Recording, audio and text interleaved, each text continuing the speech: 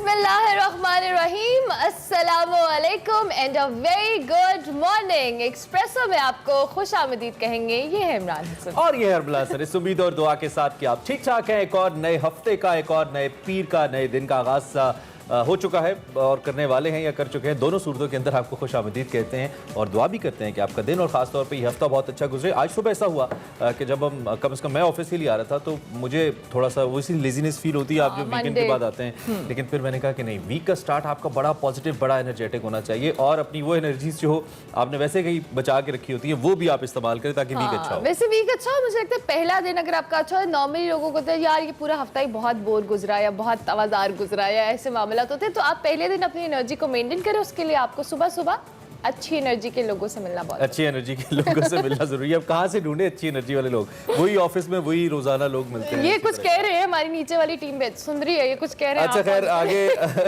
आगे हम अगर थोड़ा सा बड़े, मौसम बड़ा रोल प्ले करता है आपकी ऑब्वियसली मूड के मिजाज के अच्छे होने में। कल भी मौसमी सूरत हाल कुछ शाम के वक्त अच्छी हो गई पंजाब के कुछ इलाकों में, खासतौर पर लाहौर में, सेंट्रल पंजाब में, लेकिन आंधी तूफान बहुत ज्यादा आया और उसकी वजह से बड़ी डिस्टर्बेंस हो गई। कल आंधी तूफान का बड़ा मसला हुआ। कल ठीक हो गया। आंधी तूफान के हवाले से तो हम बात कर ही रहे थे, लेकिन उसके साथ साथ इमरान कल बहुत सी जगहों पे नुकसान भी हुआ। लेकिन इसके साथ साथ इमरान कल चूंकि कराची की हम बात कर रहे थे, साहिल समंदर खोल दिया गया और साहिल समंदर जब खुला तो कुछ वीडियोस भी आप अपनी टीवी स्क्रीन पर देख सकेंगे अभी कि वहां पर जिस तरह से लोगों का एक जमे गफीर हमें देखने को मिला। ओए होए होए, ऐसे लग रहा था बहुत ही बुरा हाल हो गया, मतलब लुट्टी पड़ गई। आप ये देख सकते हैं मुनाज़िर अपनी टीवी स्क्रीन पर। अमूमी तौर पे भी बहुत ज्यादा लोग यहाँ पे होते हैं, लेकिन इतना नहीं होता। इतना नॉर्मल। और ये देखें जी, it's like big time number of people और बहुत ज़्यादा मैस। और यहाँ पे कराची के अंदर वैसे ही जहाँ हम कह रहे हैं कि कोरोना लाहौर के अंदर तो कंट्रोल हुआ, लेकिन कराची में स्टिल केसेस आ रहे हैं और इतनी बड़ी तादाद। लेकिन लोग भी बेचारे इतने अरसे से बंद हैं। लेकिन कराची वालों थोड़ा हौलात रखो, कोई गल नहीं। साहिल समंदर साढ़ा ही है, कितने नहीं जाना। कराची वालों जरा दिल को संभालो, इनसे आपके पास ही है। बिल्कुल कोई क्लेम करने नहीं आ रहा। थोड़े हौसले से, प्यार मोहब्बत से, तहम्मुल से। लेकिन ये हो नहीं सकता ना, कैसे कंट्रोल होगा? लोगों ने जिसने आना है उसने आना है। और कराची इतना बड़ा और एक साहिल समंदर नहीं, एक साहिल समंदर का क्या मतलब है? अच्छी खासी वो पट्टी है। आप मतलब एक साहिल समंदर कराची की। लेकिन इसमें जो हो सकता है वो ये कि हुकूमत थोड़ा सा चेक एंड बैलेंस रखे कि एक सर्टन तादाद के बाद, जैसे मरी के अंदर मरी लोग जाते हैं, ईद पे ट्रैफिक बढ़ जाती है तो एक सर्टन नंबर के बाद गाड़ियां जाना बंद हो जाती हैं। तो इस तरह कुछ सर्टन नंबर के बाद, लेकिन वहाँ पे कोई बैरियर वगैरह भी तो नहीं है। चलो छो जी, हुन PSL दी गल करो। PSL की बात करते हैं। PSL का आज बड़ा इंपॉर्टेंट दिन है। प्ले ऑफ्स होने आज और प्ले ऑफ्स के आज दो बड़े अहम मैचेस हैं। एक टीम का तो फैसला हो जाएगा कौन सी टीम आज फाइनल्स में जा रही है। मुल्तान वर्सेस इस्लामाबाद, दोनों में से एक टीम तो जाएगी और उसके बाद रह जाएंगे फिर दो टीम्स, कराची किंग्स और पेशावर ज़ल्मी। उनमें से जो टीम जीतेगी वो आज के पहले मैच की हारी हुई टीम के साथ मैच खेलकर क्वालिफाई करेगी। सो आज इस पे भी वाह वाह वाह, क्या ट्रिकी सिचुएशन। लेकिन स्टिल जी, we hope for the best और अच्छी टीम के हवाले से। और ये तो हमारा सेगमेंट भी होता है और फिर शाम में हम जोश जगाते भी करते हैं। लेकिन अभी आगाज में हम आपको बताएंगे हेडलाइंस। इंतखाबी इस्लाहात की कानून साजी हर सतह पर चैलेंज करेंगे। सदर नून लीग शहबाज शरीफ मुतहरिक, कहा कि इंतखाबी इस्लाहात पर बात करने की इजाजत दिए बगैर कानून कैसे मंजूर कराया। पुरअमन, खुद मुख्तार और मुस्तहकम अफगानिस्तान के ख़्वाहां वज़ीर ख़ारिजा शाह महमूद कुरैशी ने एक बार फिर दुनिया को वाज़ेह कर दिया। मुल्क के बेशतर शहरों में कोरोना वैक्सीन ताहाल नायाब। एक दिन की छुट्टी के बाद आज वैक्सीनेशन का अमल मामूल पर आने का इम्कान। इस्लामाबाद पुलिस शहरियों के तहफ़्फ़ुज़ के लिए क्या इक़दाम कर रही है, जानेंगे IG इस्लामाबाद काजी जमीलुर रहमान से। सेगमेंट निकले तेरी तलाश में मुस्तंसर हुसैन ताड़े साहब से बात करेंगे उनकी किताब स्नो लेक पर। हेडलाइंस आपने जानी, सेगमेंट्स भी हैं, कुछ करंट अफेयर्स के हवाले से खबरें भी हैं, बहुत कुछ है एज यूजुअल, बहुत वैरायटी एक्सप्रेसो में। लेकिन बताएंगे आपको बड़ी खबर।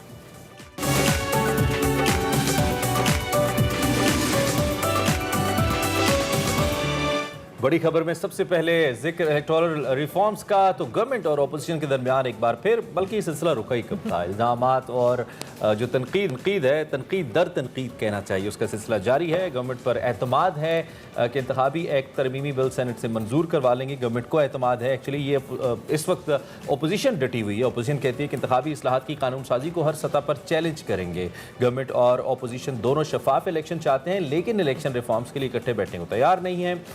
बजट इजलास में स्पीकर कौमी असम्बली में इंतखाबी इस्लाहात पर कौमी असम्बली के हवाले से जो इस पर जो कानून साजी हो रही है, अपोजिशन के तहफ़्फ़ुज़ात दूर करने के लिए 12 रुकनी कमेटी बनाने की रूलिंग दी। ताहम गवर्नमेंट ख़ास तौर पर वजारत जो वज़ीर मुमलिकत बराए पार्लिमानी उमूर हैं, उन्होंने दो टोक अल्फाज में वाज़े कर दिया है कि कौमी असम्बली से मंजूर शुदा इंतखाबी एक्ट को वापस नहीं लिया जा सकता।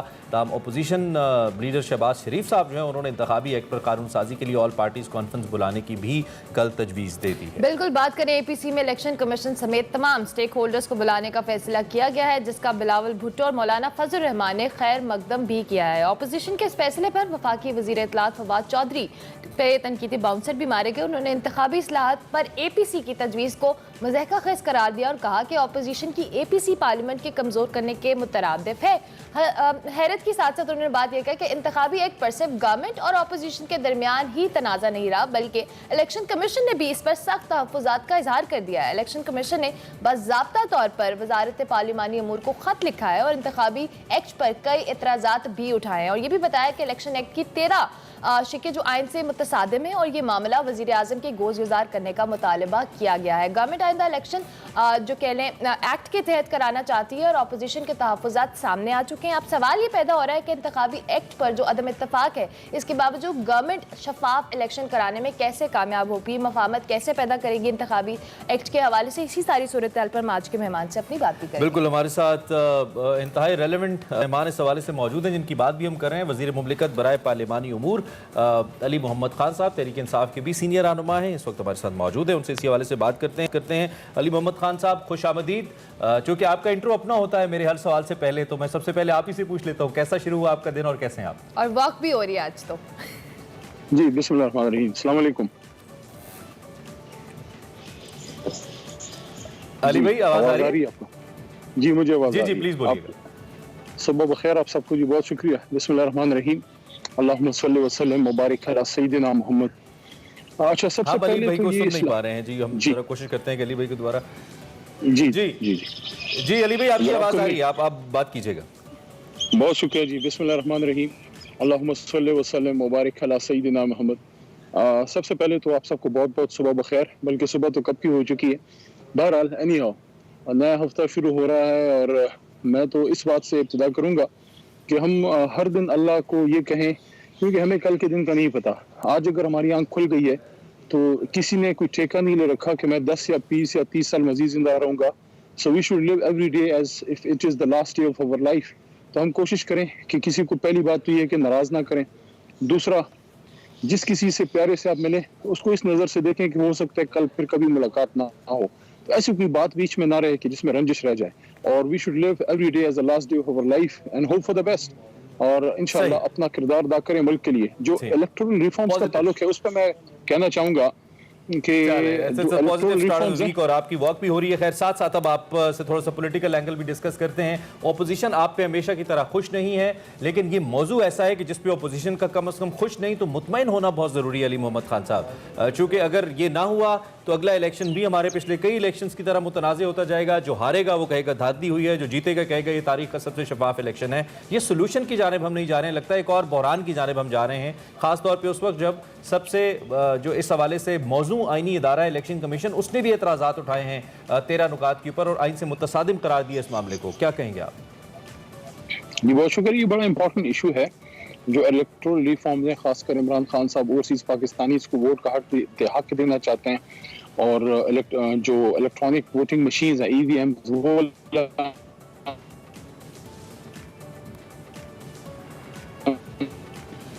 खास टास्क भी दिया है, वो इससे कमेटी को हेड करते हैं।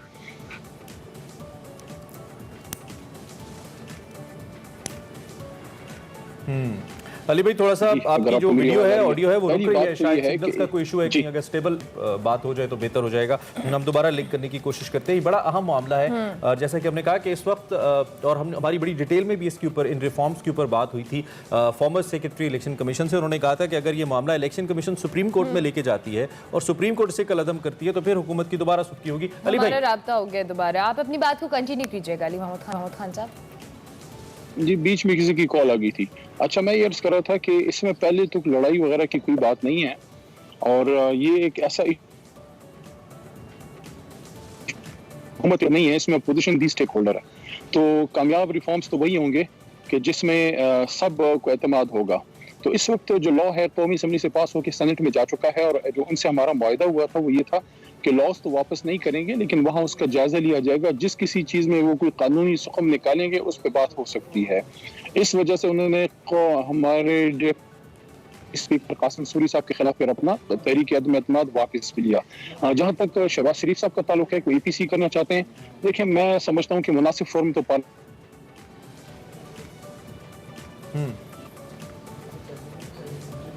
मुनासिब फोरम जो है वो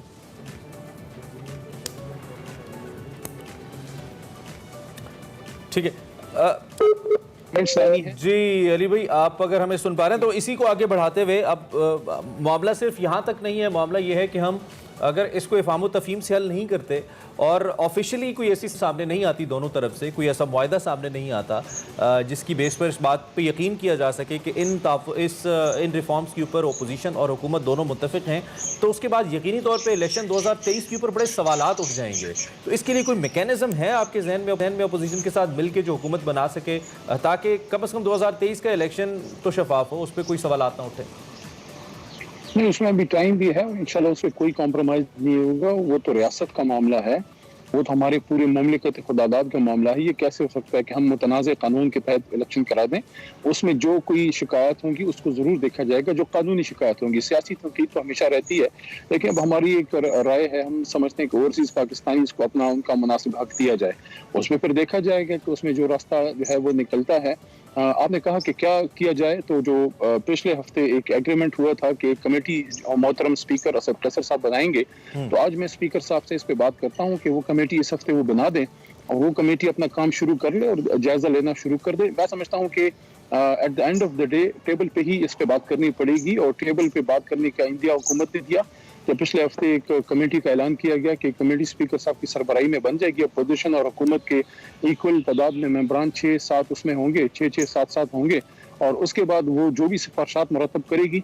लेकिन हमारा उसूली मौक़िफ़ वहाँ पे मौजूद है कि हम समझते हैं कि ओवरसीज़ पाकिस्तानीज़ को जो इमरान खान साहब की ख्वाहिश है कि उनको लाया जाए।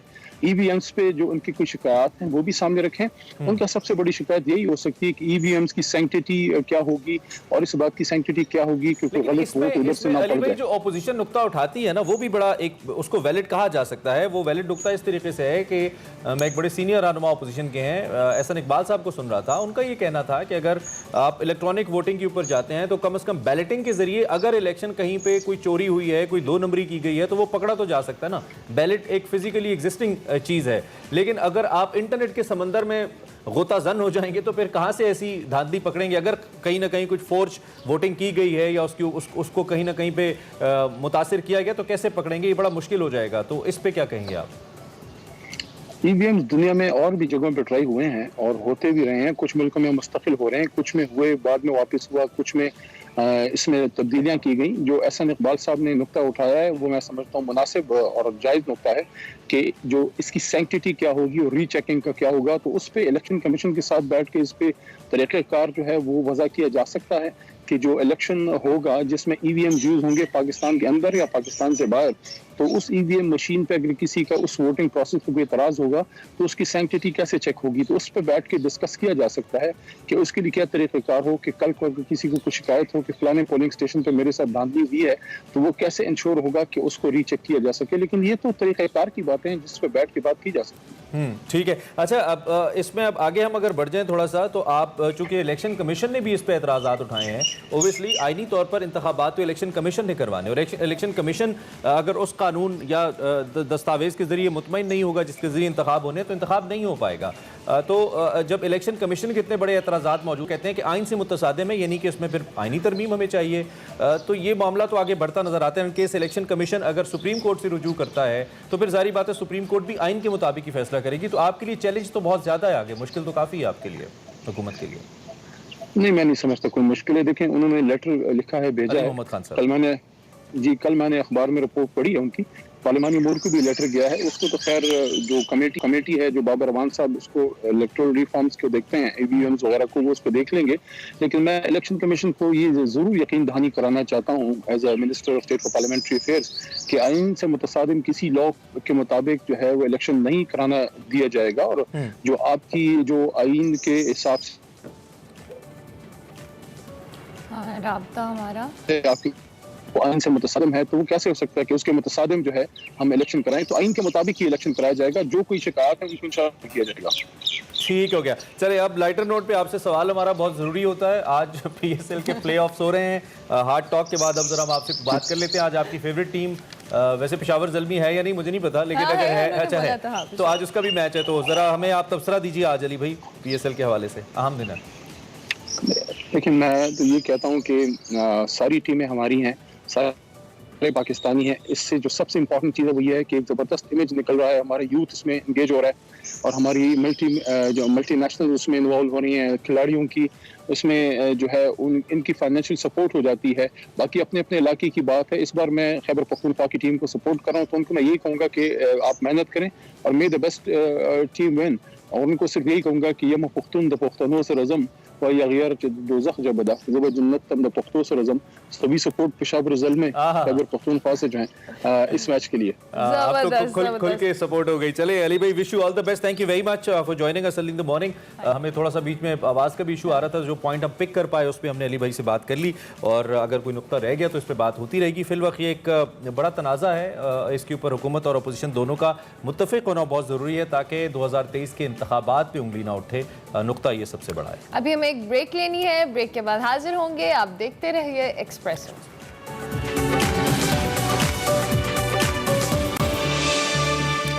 Welcome back to Expresso. Welcome back to Expresso. और अब बात करेंगे पीएसएल 6 के हवाले से। तो इसके 29th मैच में कराची किंग्स ने कोटा ग्लैडिएटर्स को 14 रन से शिकस्त दे दी।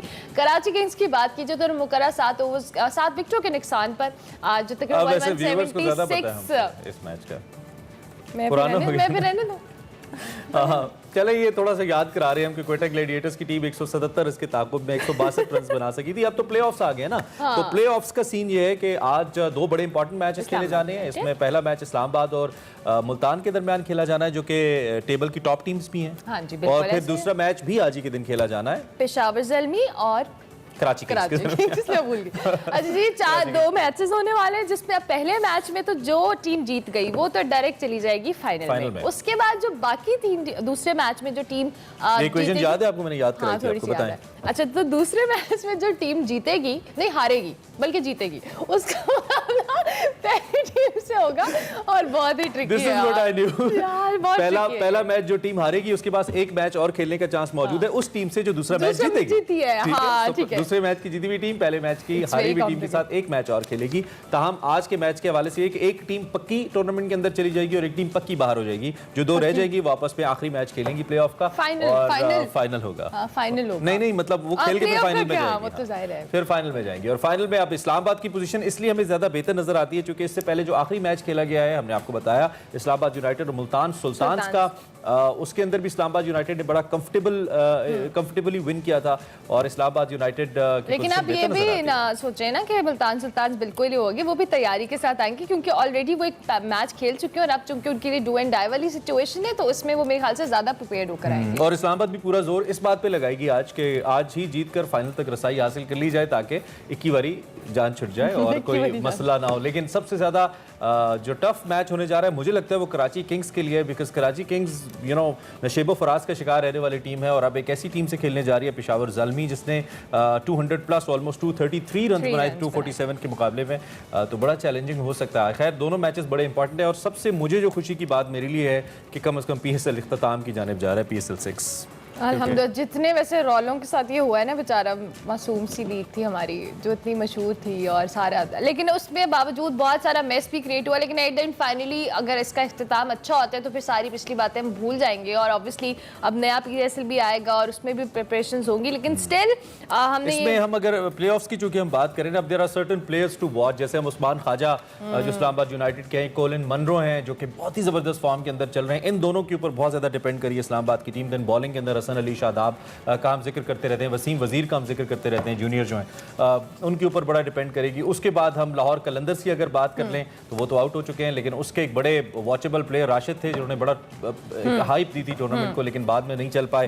कलंदर्स इनफैक्ट नहीं चल पाए। कुछ पॉइंट्स हैं जो हम आपके साथ जरूर शेयर करना चाहेंगे। बैटिंग में अगर बात करें, कराची किंग्स के जो बाबर आजम है 6 निस सेंचुरी की मदद से 501 रन बनाकर टॉप स्कोरर रहे और टूर्नामेंट में बाबर आजम की जो रन बनाने की एवरेज है वो 71.57 है। इसके साथ साथ ही बात करें मुल्तान सुल्तान्स के मोहम्मद रिजवान की, तो उन्होंने 470 रन बनाकर दूसरे, जबकि सरफराज अहमद 321 रन बनाकर तीसरे नंबर पर है।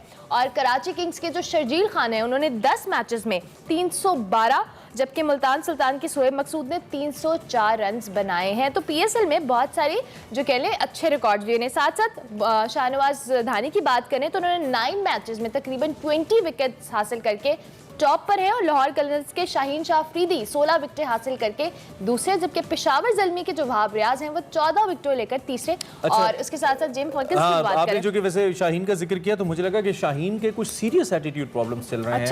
मैं मुख्तलिफ प्लेयर्स के साथ शाहीन का रवैया देख रहा था। ठीक है, फास्ट बॉलर्स के अंदर होता है, लेकिन वो थोड़ा सा मुझे लग रहा है कि एग्रेशन थोड़ा ज्यादा हो रहा है शाहीन के। भाई आहिस्ता आहिस्ता में हाल से सबका आई डोंट नो, जब से वो शायद अफरीदी साहब के सन इन लॉ बनने जा रहे हैं, कंफर्मेशन हुई है, उसके बाद हुआ है क्या है, लेकिन there is something wrong. Imran time के साथ साथ मुझे लगता है जब आपको फेम और ये सारी चीजें मिलती हैं, जब आपको पता लग जाता है कि आप एक अच्छे पॉइंट पे आ गए अपने करियर का, तो फिर ये एग्रेशन ऑटोमेटिकली बढ़ना शुरू हो जाता है। सो लिहाजा जी अब ये PSL चूंकि अब प्लेऑफ्स के मरहले में दाखिल हो चुका है, शाम में हम प्रॉपर्ली तो शो करते हैं। अभी हमने सोचा आपको थोड़ा सा अपने जो मॉर्निंग शो के व्यूअर्स हैं उनको भी थोड़ा अपडेट कर दें, उनको भी थोड़ा बता दें। खैर आज एक और अहम दिन है पाकिस्तान क्रिकेट को लेकर और वो है पाकिस्तान की T20 वर्ल्ड कप की विक्ट्री के हवाले से मनाजिर है हमारे पास, ये आपको दिखा रहे हैं। और आज ही के दिन पाकिस्तान चैंपियन बना था यूनुस खान की क़यादत में 2009 में, तकरीबन 12 साल पहले। पाकिस्तान के लिए बहुत बड़ा दिन है जब पाकिस्तान ने T20 वर्ल्ड कप का फाइनल जीता था और दुनिया के एग्जैक्टली और उनका जो स्पोर्ट्समैन जो स्पिरिट था ना वो बहुत ज़बरदस्त था। जब भी उनको देखते थे आप खेलते हुए, no doubt he was a great captain और उनकी कैप्टनसी में पाकिस्तान ने T20 वर्ल्ड कप जीता। तो आज का दिन भी इस हवाले से बहुत इंपॉर्टेंट है। और एक और बहुत अहम दिन, आप इसके बाद हम ब्रेक पे जाएंगे, बहुत ही जिसे कहना चाहिए पाकिस्तान के लिए और इस्लामी दुनिया के हवाले से बड़ा इंपॉर्टेंट दिन। पहली खातून वज़ीर आज़म इस्लामी दुनिया की और पाकिस्तान की मोहतरमा बेनज़ीर भुट्टो, उनकी आज 68वीं सालगिरह मनाई जा रही है। 21 जून 1953 को पैदा होने वाली मोहतरमा 2 मरतबा पाकिस्तान की वज़ीर आज़म बनी।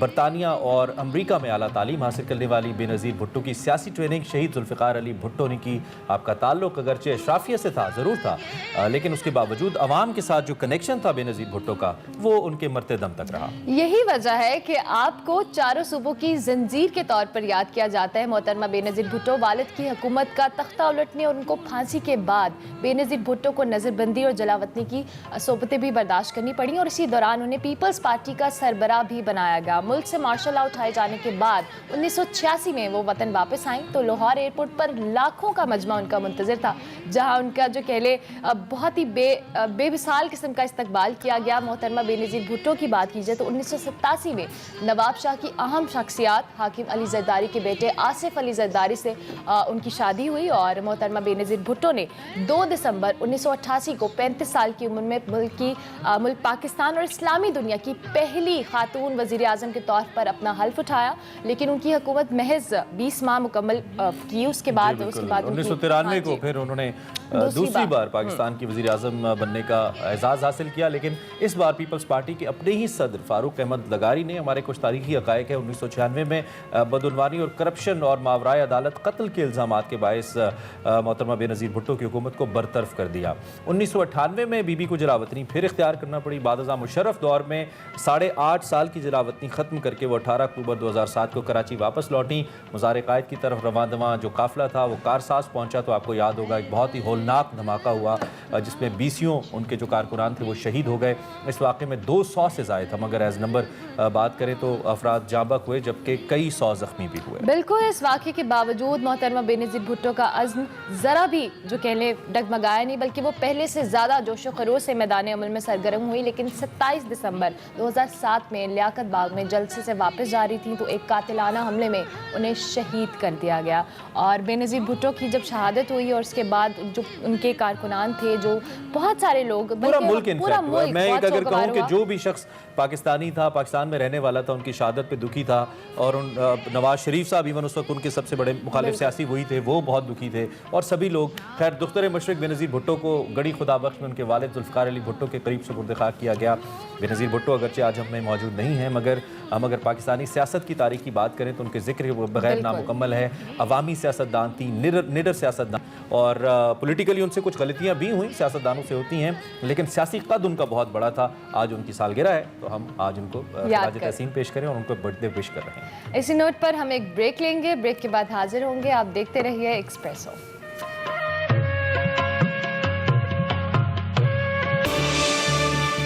Welcome back to Expresso. अब बात करेंगे कोरोना की। तो अल्हम्दुलिल्लाह पाकिस्तान में कोरोना काफ़ी हद तक कंट्रोल में आ चुका है और गवर्नमेंट की जानिब से पाबंदियों में नरमी भी की जा रही है। सिंध भर में अगर बात की जाए तो प्राइमरी स्कूल्स आज से खुल गए, लेकिन वैक्सीन के हवाले से पिछले 3-4 दिन से जो सूरत हाल रही वो थोड़ी तशवीशनाक थी। इस्लामाबाद की बात की जाए, पंजाब की बात की जाए, खैबर पख्तूनख्वा और सिंध के मुख्तलिफ शहरों में वैक्सीन की किल्लत रही। कई सेंटर्स बंद भी रहे, बदनज़मी और एहतजाज के वाक़यात भी सामने आए। शहरों में शदीद तशवीश भी पाई गई। लेकिन ख़ास तौर पर बात की जाए बैरून मुल्क जाने वालों को तो उनको वैक्सीन ना लगने के बायस ज़्यादा दुश्वारी का सामना करना पड़ा। और क्या हो गया पंजाब हुकूमत को, हमें तो ये समझ नहीं आता, इतने अच्छे तरीके से कोविड को हैंडल करने के बाद अचानक से ये मामलात क्यों ख़राब हुए। नहीं होने चाहिए, अभी भी नहीं होने चाहिए। लेकिन हम अगर गवर्नमेंट की जानिब से बात करें तो गवर्नमेंट खुशखबरी दे रही है कि वैक्सीन की जो किल्लत है वो दूर हो रही है। मैं भी एक्सप्रेस अखबार भी पढ़ रहा था जिसमें वो 15 लाख वैक्सीन लोड होने का मंजर भी दिखाया जा रहा था। पाकिस्तान पहुँच गई हैं ये सभी वैक्सीन, जबकि 22 और 23 जून तक जो चीनी वैक्सीन की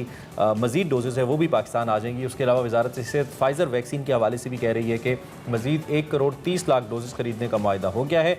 अगस्त के शुरू में ऑस्ट्राजेनेका वैक्सीन की भी 1 करोड़ तकरीबन 20 लाख जो खुराकें हैं वो मज़ीद पाकिस्तान पहुँच जाएंगी। और इसके अलावा ये भी खबरें आ रही हैं कि रूसी वैक्सीन स्पुतनिक 5 भी 1 करोड़ खुराकें उसकी पाकिस्तान में पहुँचेंगी। बड़ी रंग बिरंगी वैक्सीन आ रही हैं पाकिस्तान के अंदर और पाकिस्तानियों के लिए।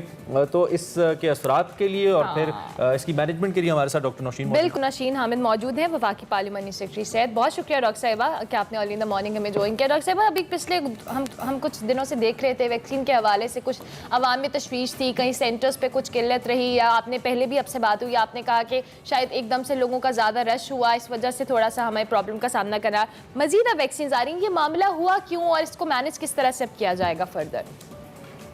सबसे पहले तो मैं ये क्लियर कर दूं कि टोटल वैक्सीन हमारे पास ऐसी बात नहीं थी कि हमारे पास टोटल वैक्सीन खत्म होगी। 10 लाख वैक्सीन वो हमारे पास रिजर्व में मौजूद थी उस वक्त भी जब ये सिचुएशन हुई है। इशू था सप्लाई एंड डिमांड का। It's not walk in vaccination,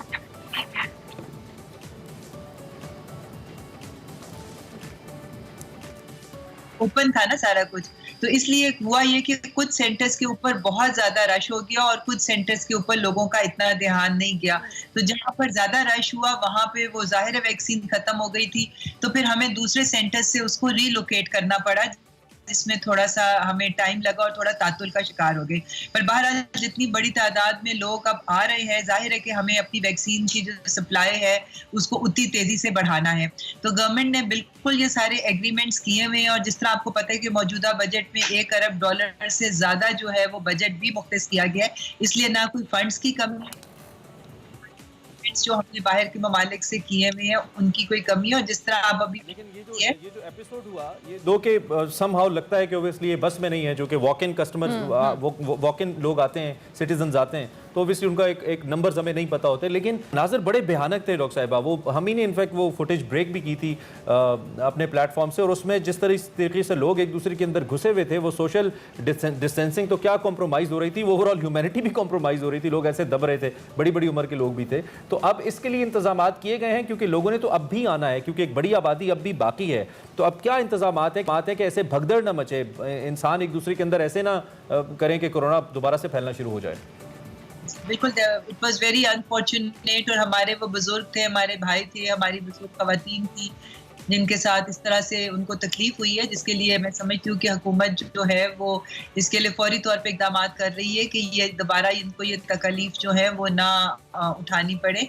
और जिस तरह आपको पता है कि कल 15-15.5 लाख डोजेस आ गई हैं, मजीद जो है 22 तारीख को 25 लाख डोजेस आ रही हैं, और फिर 25 से 30 जून के दरमियान हमें कोई 25 से 30 लाख के करीब मजीद डोजेस मिलेंगी। और इसके साथ साथ जो पाक पैक है हमारी, उसकी भी 4 लाख डोजेस जो है वो इसी आखिरी हफ्ते में हमारे सिस्टम में एंटर हो जाएंगी। अच्छा डॉक्टर साहिबा, ये जो वैक्सीन की तादाद तो आप बढ़ा रहे हैं, वैक्सीन तो हमारे पास ज़्यादा हो जाएंगी, आपको नहीं लगता कि अब हमें सेंटर्स भी, जो वैक्सीनेशन सेंटर्स हैं उनको भी बढ़ाना होगा, ताकि ये रश वाली सिचुएशन ना हो? वैक्सीन ज़्यादा होगी तब भी सेंटर्स कम होंगे तो रश तो बनेगा, ऑटोमेटिकली बनेगा। तो सेंटर्स बढ़ाने के लिए कोई मैकेनिज्म है आपके माइंड में? हाँ जी बिल्कुल, देखिए इस वक्त तकरीबन कोई 1700 वैक्सीनेशन सेंटर्स पूरी पाकिस्तान में काम कर रहे हैं। इनको 2200 पे लेके जाने का फर्स्ट फेज में इरादा है, और इसके बाद मजीद 2200 से भी ज़्यादा मजीद जो है वो पाइपलाइन में है। और मास वैक्सीनेशन सेंटर्स जो खुले हैं, जिस तरह से F9 पार्क इस्लामाबाद में खुला है, वहाँ पे तकरीबन 7-8 हज़ार को डेली लगाने की कैपेसिटी मौजूद है। इसी तरह बाकी भी जो मास वैक्सीनेशन सेंटर्स खुल रहे हैं उनकी कैपेसिटी बढ़ाई गई है, नए वैक्सीनेटर्स जो हैं उनको भर्ती किया गया। और उससे भी ज़्यादा एक ज़रूरी चीज़ जो हमारे डेटा एंट्री ऑपरेटर्स हैं, क्योंकि उसमें भी थोड़ा सा इशू आया था कि हमें वो भी तेज़ी से डेटा एंटर करना है ताकि जो सर्टिफिकेट्स हैं वो ठीक तरीके से बन सकें। तो ये तमाम चीज़ों के तमाम एस्पेक्ट्स पे हुकूमत काम कर रही है। नई भर्तियाँ भी हो रही हैं, नए सेंटर्स भी बन रहे हैं, और इंशाल्लाह ताला पीछे से सप्लाई चेन को भी इंश्योर किया गया है। और अगले महीने से इंशाल्लाह हमारी अपनी जो पाक वैक्सीन है उसकी कैपेसिटी भी 30 लाख पर मंथ जो है वो हम अचीव कर लेंगे। और ये वो वैक्सीन है जो कि सिंगल डोज है, जितनी वैक्सीन बनेंगी उतने ही लोग इसमें कैटर हो जाएंगे। ठीक हो गया। अच्छा डॉक्टर साहब, जिस तरह से आपने कहा कि मुख्तलिफ वैक्सीन पाकिस्तान आ रही हैं, अब ऑब्वियसली लोगों के दिमाग में कन्फ्यूजन भी है कि हम कौन सी वैक्सीन लगवाएं, कौन सी ना लगाएं। किसी के बारे में कहते हैं 95% एफिकेसी है, कोई कहता है 65 है, मतलब मुख्तलिफ किस्म का इबाहम है। ऑब्वियसली डॉक्टर्स बार बार ये क्लियर भी करते हैं कि सारी वैक्सीन सेफ है और लगाई जा रही हैं। सो मुख्तलिफ वैक्सीन लगवाना और लोगों के अंदर ये ट्रस्ट डेवलप करना कि आप ये वाली वैक्सीन में से कोई भी लगवा रहे हैं तो आपको, क्योंकि बैरून मुल्क ट्रैवल करने वाले लोगों को भी कुछ चैलेंज रहा कुछ वैक्सीन के हवाले से, तो वो भी क्लियर कीजिएगा थोड़ा। देखिए पाकिस्तान में इस वक्त जिस एवेन्यू से भी हमें वैक्सीन अवेलेबल हो रही है, हमने सिर्फ ये इंश्योर करना है कि उसकी इफेक्टिविटी है, वो सेफ है, और पाकिस्तान में उसको स्टोर करने के लिए कैपेसिटी मौजूद है। क्योंकि ये सब वैक्सीन मुख्तलिफ टेम्परेचर्स के ऊपर स्टोर होती है। फाइजर को -70 चाहिए होता है, एस्ट्राजेनेका को -20 चाहिए होता है, यानी ये अल्ट्रा कोल्ड चेन वाली वैक्सीन हैं।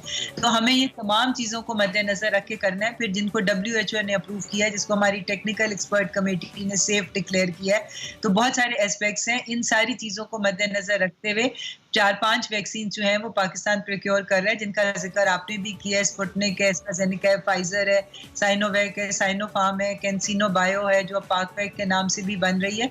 तो इस वक्त मैं आपको ये बता दूं, तमाम वैक्सीन सेफ हैं और इफेक्टिव हैं। इसमें यह कि अगर खुदा न खास्ता ये एफिकेसी का मतलब, अगर कोई कहता है कि जी 80% है, कोई 95% है, तो इसका ये मतलब है कि शायद लगवाने वालों में से अगर 94% है तो 6 लोगों को हो जाए कोरोना हो सकता है, या अगर 85 है तो लगवाने वालों में से शायद 10 से 15 लोगों को हो जाए 100 में से।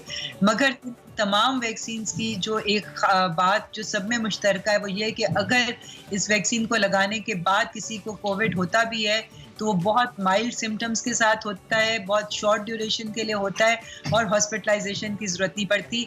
इस मामले में तमाम वैक्सीन की एफिकेसी 100% है कि डिजीज को। और वैसे तो सिंध के दरमियान हर मामले पे तकरीबन इख्तलाफ राय रहता है, कोविड और वैक्सीन के मामले पे भी है। आपसे जब बात हुई थी या विफाक से जब बात होती है तो विफाक कहता है कि सूबे वैक्सीन खरीद सकते हैं, हमने मना नहीं किया। दूसरी जानिब सिंध अब ये कह रहा है कि विफाक की जानिब से चीनी कंपनीज कह रही हैं कि अगर आपको फेडरल गवर्नमेंट लिख कर दे तो तब हम आपको वैक्सीन देंगे, अदरवाइज हम नहीं दे सकते, उनको प्रोक्योर करने में प्रॉब्लम्स आ रही हैं। तो ऐसा कोई मसला है या महज इल्ज़ाम है ये?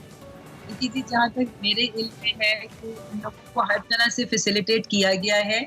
इसका एक प्रॉपर प्रोसीजर है। इन्होंने अप्रूवल कोई प्राइम मिनिस्टर से नहीं लेना या फेडरल कैबिनेट से नहीं लेना, इन्होंने अप्रूवल ड्रैप से लेना है। ड्रैप एक फेडरल अदारा है, वहाँ से इन लोगों ने अपने आप को रजिस्टर करवाना है, क्योंकि ये एक प्रोसीजर होता है कि जो भी वैक्सीन मुल्क में आती है उसके लिए एक प्रोसीजर फॉलो करना पड़ता है और उसमें इनको हर तरीके से जो है वो फैसिलिटेट किया जा रहा है। मैं नहीं समझती कि इस किस्म की कोई रिक्वायरमेंट भी है। जब पाकिस्तान को अप्रूवल मिल गया तो सिंध भी पाकिस्तान का ही हिस्सा है और ये बात मेरे लिए, मुझे लॉजिकली ये चीज़ समझ नहीं आती है। अब इन दी एंड में आपसे देहातों के हवाले से मैंने पिछली दफ़ा भी सवाल किया था, जो DHQs हैं, हमारे डिस्ट्रिक्ट यूनिट्स हैं या फिर ओबियसली आगे तहसील यूनिट्स और देहात हैं, वहाँ तक अगर वैक्सीन हम पहुँचाना शुरू कर दें डॉक्टर साहिबा, तो ये जो रश हम यहाँ पे देख रहे हैं, जो लोग बेचारे अलग सुबह आते हैं, कुछ लोग रातों को सो जाते हैं फुटपाथ पे आके कि सुबह वैक्सीन लगवाएंगे, आपके इल्म में होंगे केसेस, तो ये कम हो जाएंगे। तो इसके लिए कोई अभी तक प्लान हमें नज़र नहीं आया, कुछ बनाया आपने? को मोबाइल यूनिट्स मूव करें, DHQs को इस्तेमाल करें, वहाँ पे कुछ ऐसा निज़ाम हो कि लोग वहीं पे वैक्सीन लगवा लें देहातों के अंदर, ज़िलों या तहसीलों के अंदर? काफ़ी जगहों पे जो है वो BHUs के अंदर और RHCs जो है हमारे रूरल हेल्थ सेंटर्स, वहाँ पर वैक्सीनेशन सेंटर्स खुले हुए हैं। मैं आपको इस्लामाबाद के कई सेंटर्स बता सकती हूँ, जिस तरह शाहला देता है वो काफ़ी इस्लामाबाद से दूर बाहर निकल के गाँवों की साइड पर है, वहाँ पर वैक्सीनेशन का अमल काफ़ी दिनों से जारी है। इसी तरह जो इस्लामाबाद के सबर्ब्स में जो तरलाई और दूसरी जगह, वहाँ हर जगह के ऊपर वैक्सीनेशन सेंटर्स मौजूद हैं और लोग बल्कि शहर से जाके वहाँ पर लगवा रहे हैं, क्योंकि वो बहुत अच्छे इंतजाम हो। बहुत करीब के इलाके हैं जिनका आप जिक्र कर रही हैं, शाहला देता है like 5 minutes 10 minutes from F10, वो तो इसी तरह तरलाई भी इस्लामाबाद के अंदर ही आ जाता है। लेकिन मैं जो फार लॉन्ग एरियाज है, और इसमें सिर्फ हम इस्लामाबाद या पंजाब की बात नहीं कर रहे, इसमें हम बलूचिस्तान के देहातों की भी बात कर रहे हैं, इसमें हम सिंध के भी दूर दराज देहातों की बात कर रहे हैं। देखिए, मैं समझती हूँ कि ये अंडर कंसिडरेशन है और बहुत सी जगहों पे मेरा ख्याल है ये सूबों ने अपने बनाया भी है कि THQ हॉस्पिटल्स में, मैं आपको फाटा के एरियाज बता सकती हूँ जो वहाँ लंडी कोतल और उस साइड के ऊपर जो THQs है वहाँ के ऊपर वैक्सीनेशन सेंटर्स वहाँ हैं। इसी तरह मैं समझती हूँ कि दूर दराज के इलाकों में बहुत सी जगह पे वैक्सीनेशन सेंटर्स DHQs में THQs में मौजूद हैं, मगर इसके बावजूद हमें इनको मजीद बढ़ाने की जरूरत है। I will agree with you.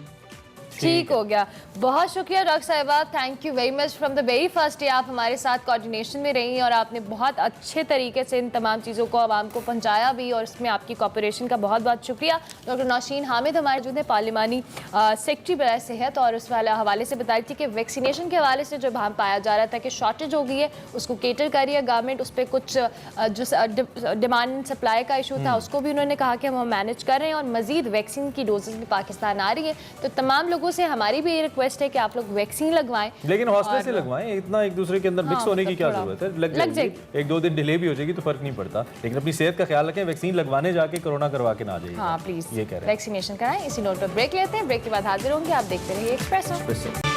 Welcome back to Expresso. अब बात करेंगे प्रोग्राम में आलमी मंजरनामे की। तो अफगानिस्तान से गैर मुल्की अफवाज के इनखला जारी है। अफगानिस्तान के मुख्तलिफ सूबों में अफगान तालिबान की पेशकदमी भी जारी है, जबकि बाज़ इलाकों में बात की जाए तो अफगान फोर्सेस पीछे हट रही हैं। मौजूदा सूरत हाल के पेश नज़र अफगानिस्तान के मुस्तकबिल के हवाले से खदशात और तशवीश की लहर बढ़ती चली जा रही है। मुबस्सिरीन ने 90 की दहाई जैसे हालात पैदा होने का इम्कान भी जाहिर किया है।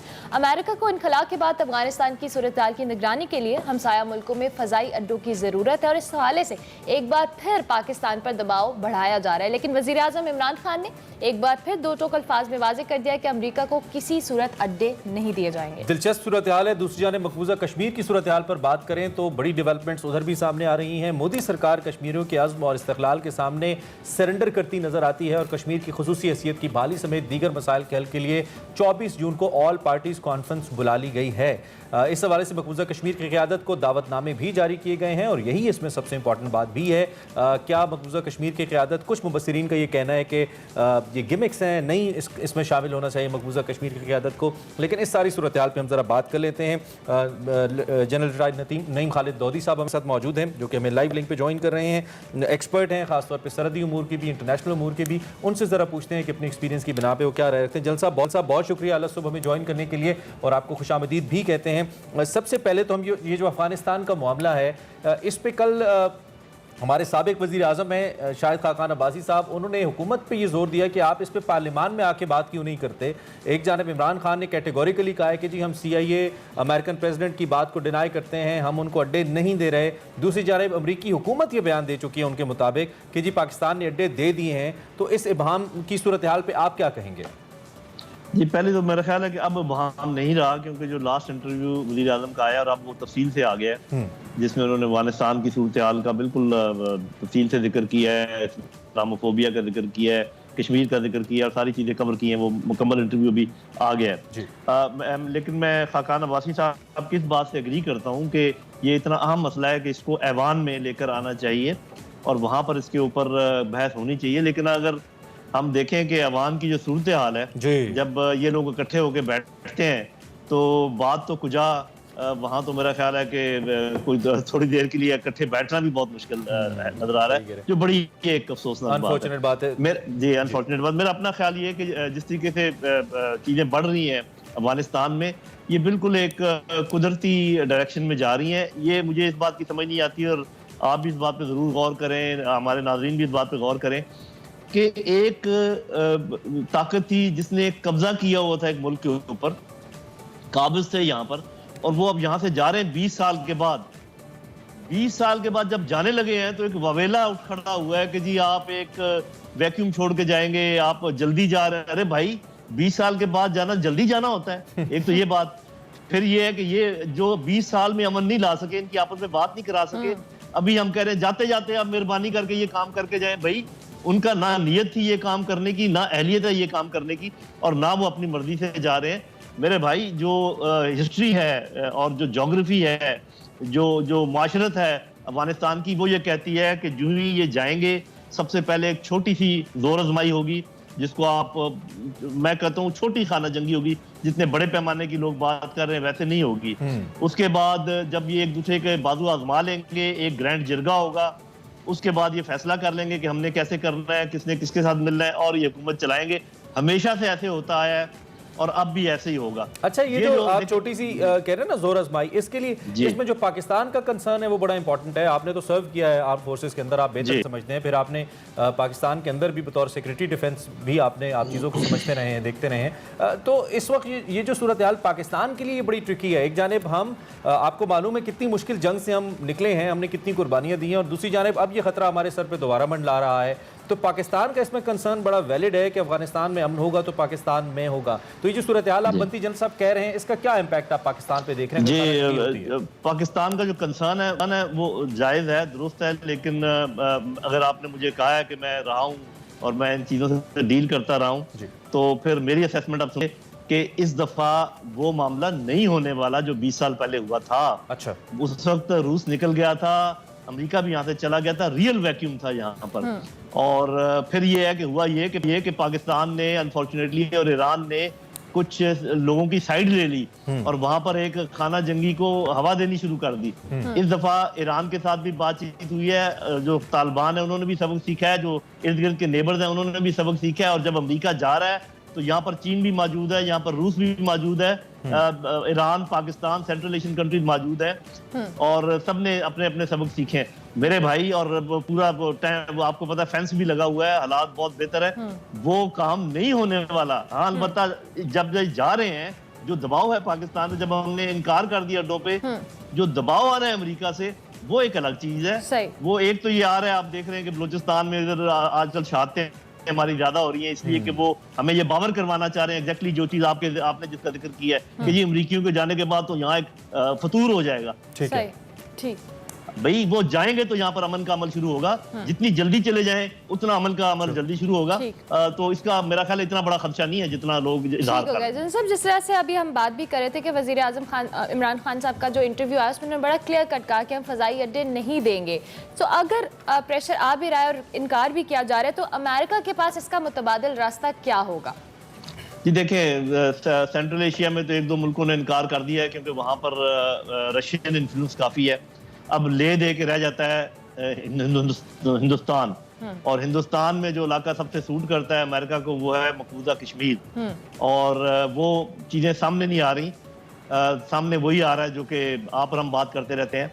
ऐन मुमकिन है कि वहाँ पर कोई ऐसा अड्डा लें, लेकिन हिंदुस्तान जो है ना हमारी तरह जल्दी मानने वाला मुल्क नहीं है। बेशक वो उनका हलीफ है, मेरा ख्याल है उनको वहाँ दिक्कत पेश आएगी उनको मनवाने में। तो देखते हैं कि सबसे आसानी से इस इलाके में जो मानने वाला मुल्क था वो हम ही थे, और वो इस दफ़ा इनकार की वजह से अभी अमेरिका को ज़रा प्रॉब्लम हो रहा है। लेकिन ये मैं आपको बता दूँ, इसका जो है ना बैकलैश आने वाला है FATF, IMF, world bank, middle eastern countries, और अभी जो कुछ अफगानिस्तान की तरफ से हो रहा है, इसके लिए हमें तैयार होना पड़ेगा। जब आप पंगा लेते हैं इतनी बड़ी सुपर पावर से, तो फिर आपको ये भी देखना पड़ता है कि आगे से इसका क्या हमें चीजें सामना करनी पड़ेंगी। लेकिन खान साहब बीइंग प्राइम मिनिस्टर चूंकि थोड़े वोकल भी ज्यादा हैं, तो इसका भी शायद थोड़ा सा ज्यादा। लेकिन इसके मुकाबले में आप इसके मुकाबले में देखें कि जो हमारे इंटरेस्ट हैं, CPEC, China, Russia, central Asian countries और ईरान, तो मेरा ख्याल है कि हमने अच्छा फैसला किया है। हमारे दूरदराज इंटरेस्ट जो है वो इसी पे ज्यादा किया, और हम पहले उनके हक में फैसला करके जनरल साहब नुकसान उठा भी तो चुके हैं ना, वो भी तो हम देख चुके हैं। खैर आगे बढ़ते हुए ये जो आपने बड़ा इंपॉर्टेंट पॉइंट जिसकी जानिब आपने हमारी तवज्जो मोड़ दी है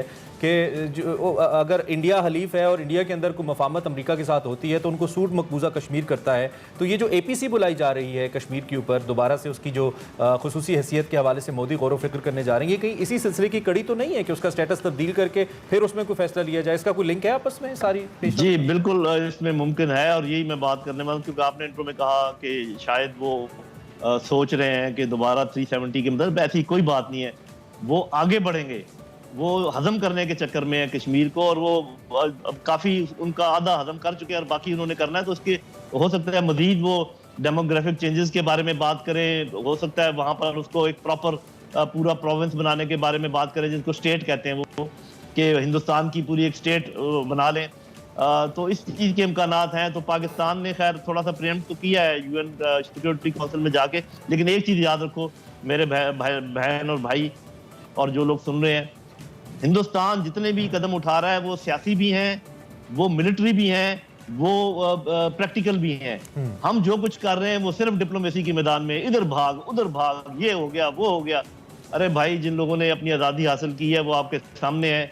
यमनियों ने रोका है, सीरिया ने रोका है, अभी अफगानिस्तान ने रोका है। तो आज़ादी सिर्फ बातों से नहीं हासिल होती, कुछ ना कुछ प्रैक्टिकली करना पड़ेगा। It's coming from you general साहब, तो it's really very important. Thank you very much for joining us early in the morning. General retired Naeem Khalid Lodhi साहब हमारे साथ मौजूद थे, जो कि अहम मौजू पे अपने ख्यालात का इजहार कर रहे थे। अभी हमें एक ब्रेक लेनी है, ब्रेक के बाद हाजिर होंगे। आप देखते रहिए एक्सप्रेसो। एक्सप्रेसो में आपको एक बार फिर से खुशामदीद। ये प्रोग्राम का दूसरा हिस्सा है, इसमें आपको वेलकम करते हैं। और आगे बढ़ने से पहले हमारे पास एक तस्वीर पहुंची, इनफैक्ट सोशल मीडिया पे पहुंची, US एम्बेसी ने भी उसको पोस्ट किया। हमें वो तस्वीर बहुत ही अच्छी लगी क्योंकि हमारे दिल के बहुत ही करीब अली सतपारा का जिक्र उस तस्वीर के अंदर मौजूद था। कोलिन ओ बर्डी जनाब मोंटेनेर हैं जिनका ताल्लुक अमेरिका से है, और इन्होंने माउंट एवरेस्ट सर की है, और माउंट एवरेस्ट को सर करने के बाद इन्होंने पाकिस्तान का परचम माउंट एवरेस्ट पे पहुंचने के बाद लहराया है और इजहार यकजहती किया है अली सतपारा के साथ, जो कि अब से कुछ ही अर्सा पहले इस K2 सर करने की कोशिश में और काविश में लापता हो गए थे और आज तक उनका पता नहीं चल सका। ताहम कोलिन ओ बर्डी ने उनको खिराज तहसीन पेश किया, और ये तस्वीर हमारे दिल के भी बहुत करीब है। अब से कुछ ही दिन पहले जो सतपारा के बेटे थे उन्होंने एक ट्वीट की थी फादर्स डे के ऊपर। उन्होंने कहा कि दुनिया के लिए तो आप हीरो हैं, लेकिन मेरे लिए आप दुनिया थे, और वो भी लोगों ने उसके ऊपर इज़हार अफसोस भी किया था। और ख़ास तौर पर सतपारा के हवाले से हम बात करते हैं तो हमारे दिल के बहुत करीब है। तो ये पिक्चर हमें बहुत अच्छी लगी, तो हमने सोचा आपके साथ शेयर किया जाए। बारी हमारे अगले सेगमेंट निकले तेरी तलाश में, और उसमें बात हो रही है स्नो लेक के हवाले से। वहाँ पे भी कुछ पहाड़ों का सिलसिला है और मुस्तनसर हुसैन तारड़ साहब बात करें वकार मलिक के साथ, आपको दिखाते हैं।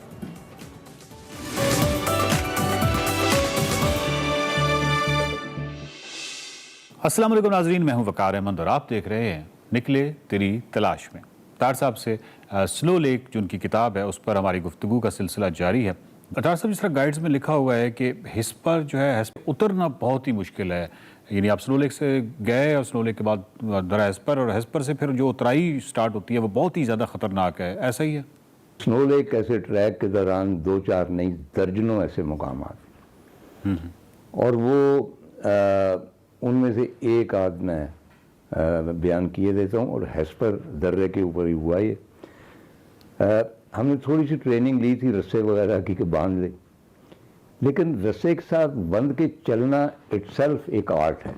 ये नहीं है कि आगे जो बंदा लीड कर रहा है अगर वो किसी दरार में जाता है तो आप ज़रा से गाफिल हैं तो 5-6 जो बंदे हुए हैं वो भी उसी में चले जाएंगे। तो हमने यही सोचा कि नहीं, इसको नहीं इस्तेमाल करते, हमें आता नहीं है इसका, ज़्यादा कोई ट्रेजेडी हो जाएगी। तो इंडिपेंडेंटली हम चल रहे।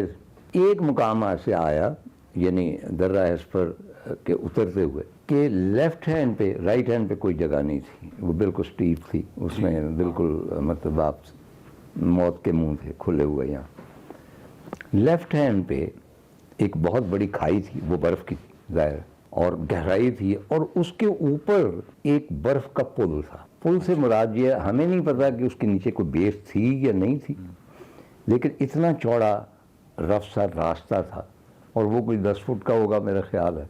तो उसके पार हमने जाना। अब सभी लोग खड़े हो गए, उन्होंने कहा जी भाई ये ज़रा से फिसले तो हम नीचे चले जाएंगे, क्योंकि वो बर्फ़ है और धूप भी तेज़ होने लगी। तो एक पोर्टर गया।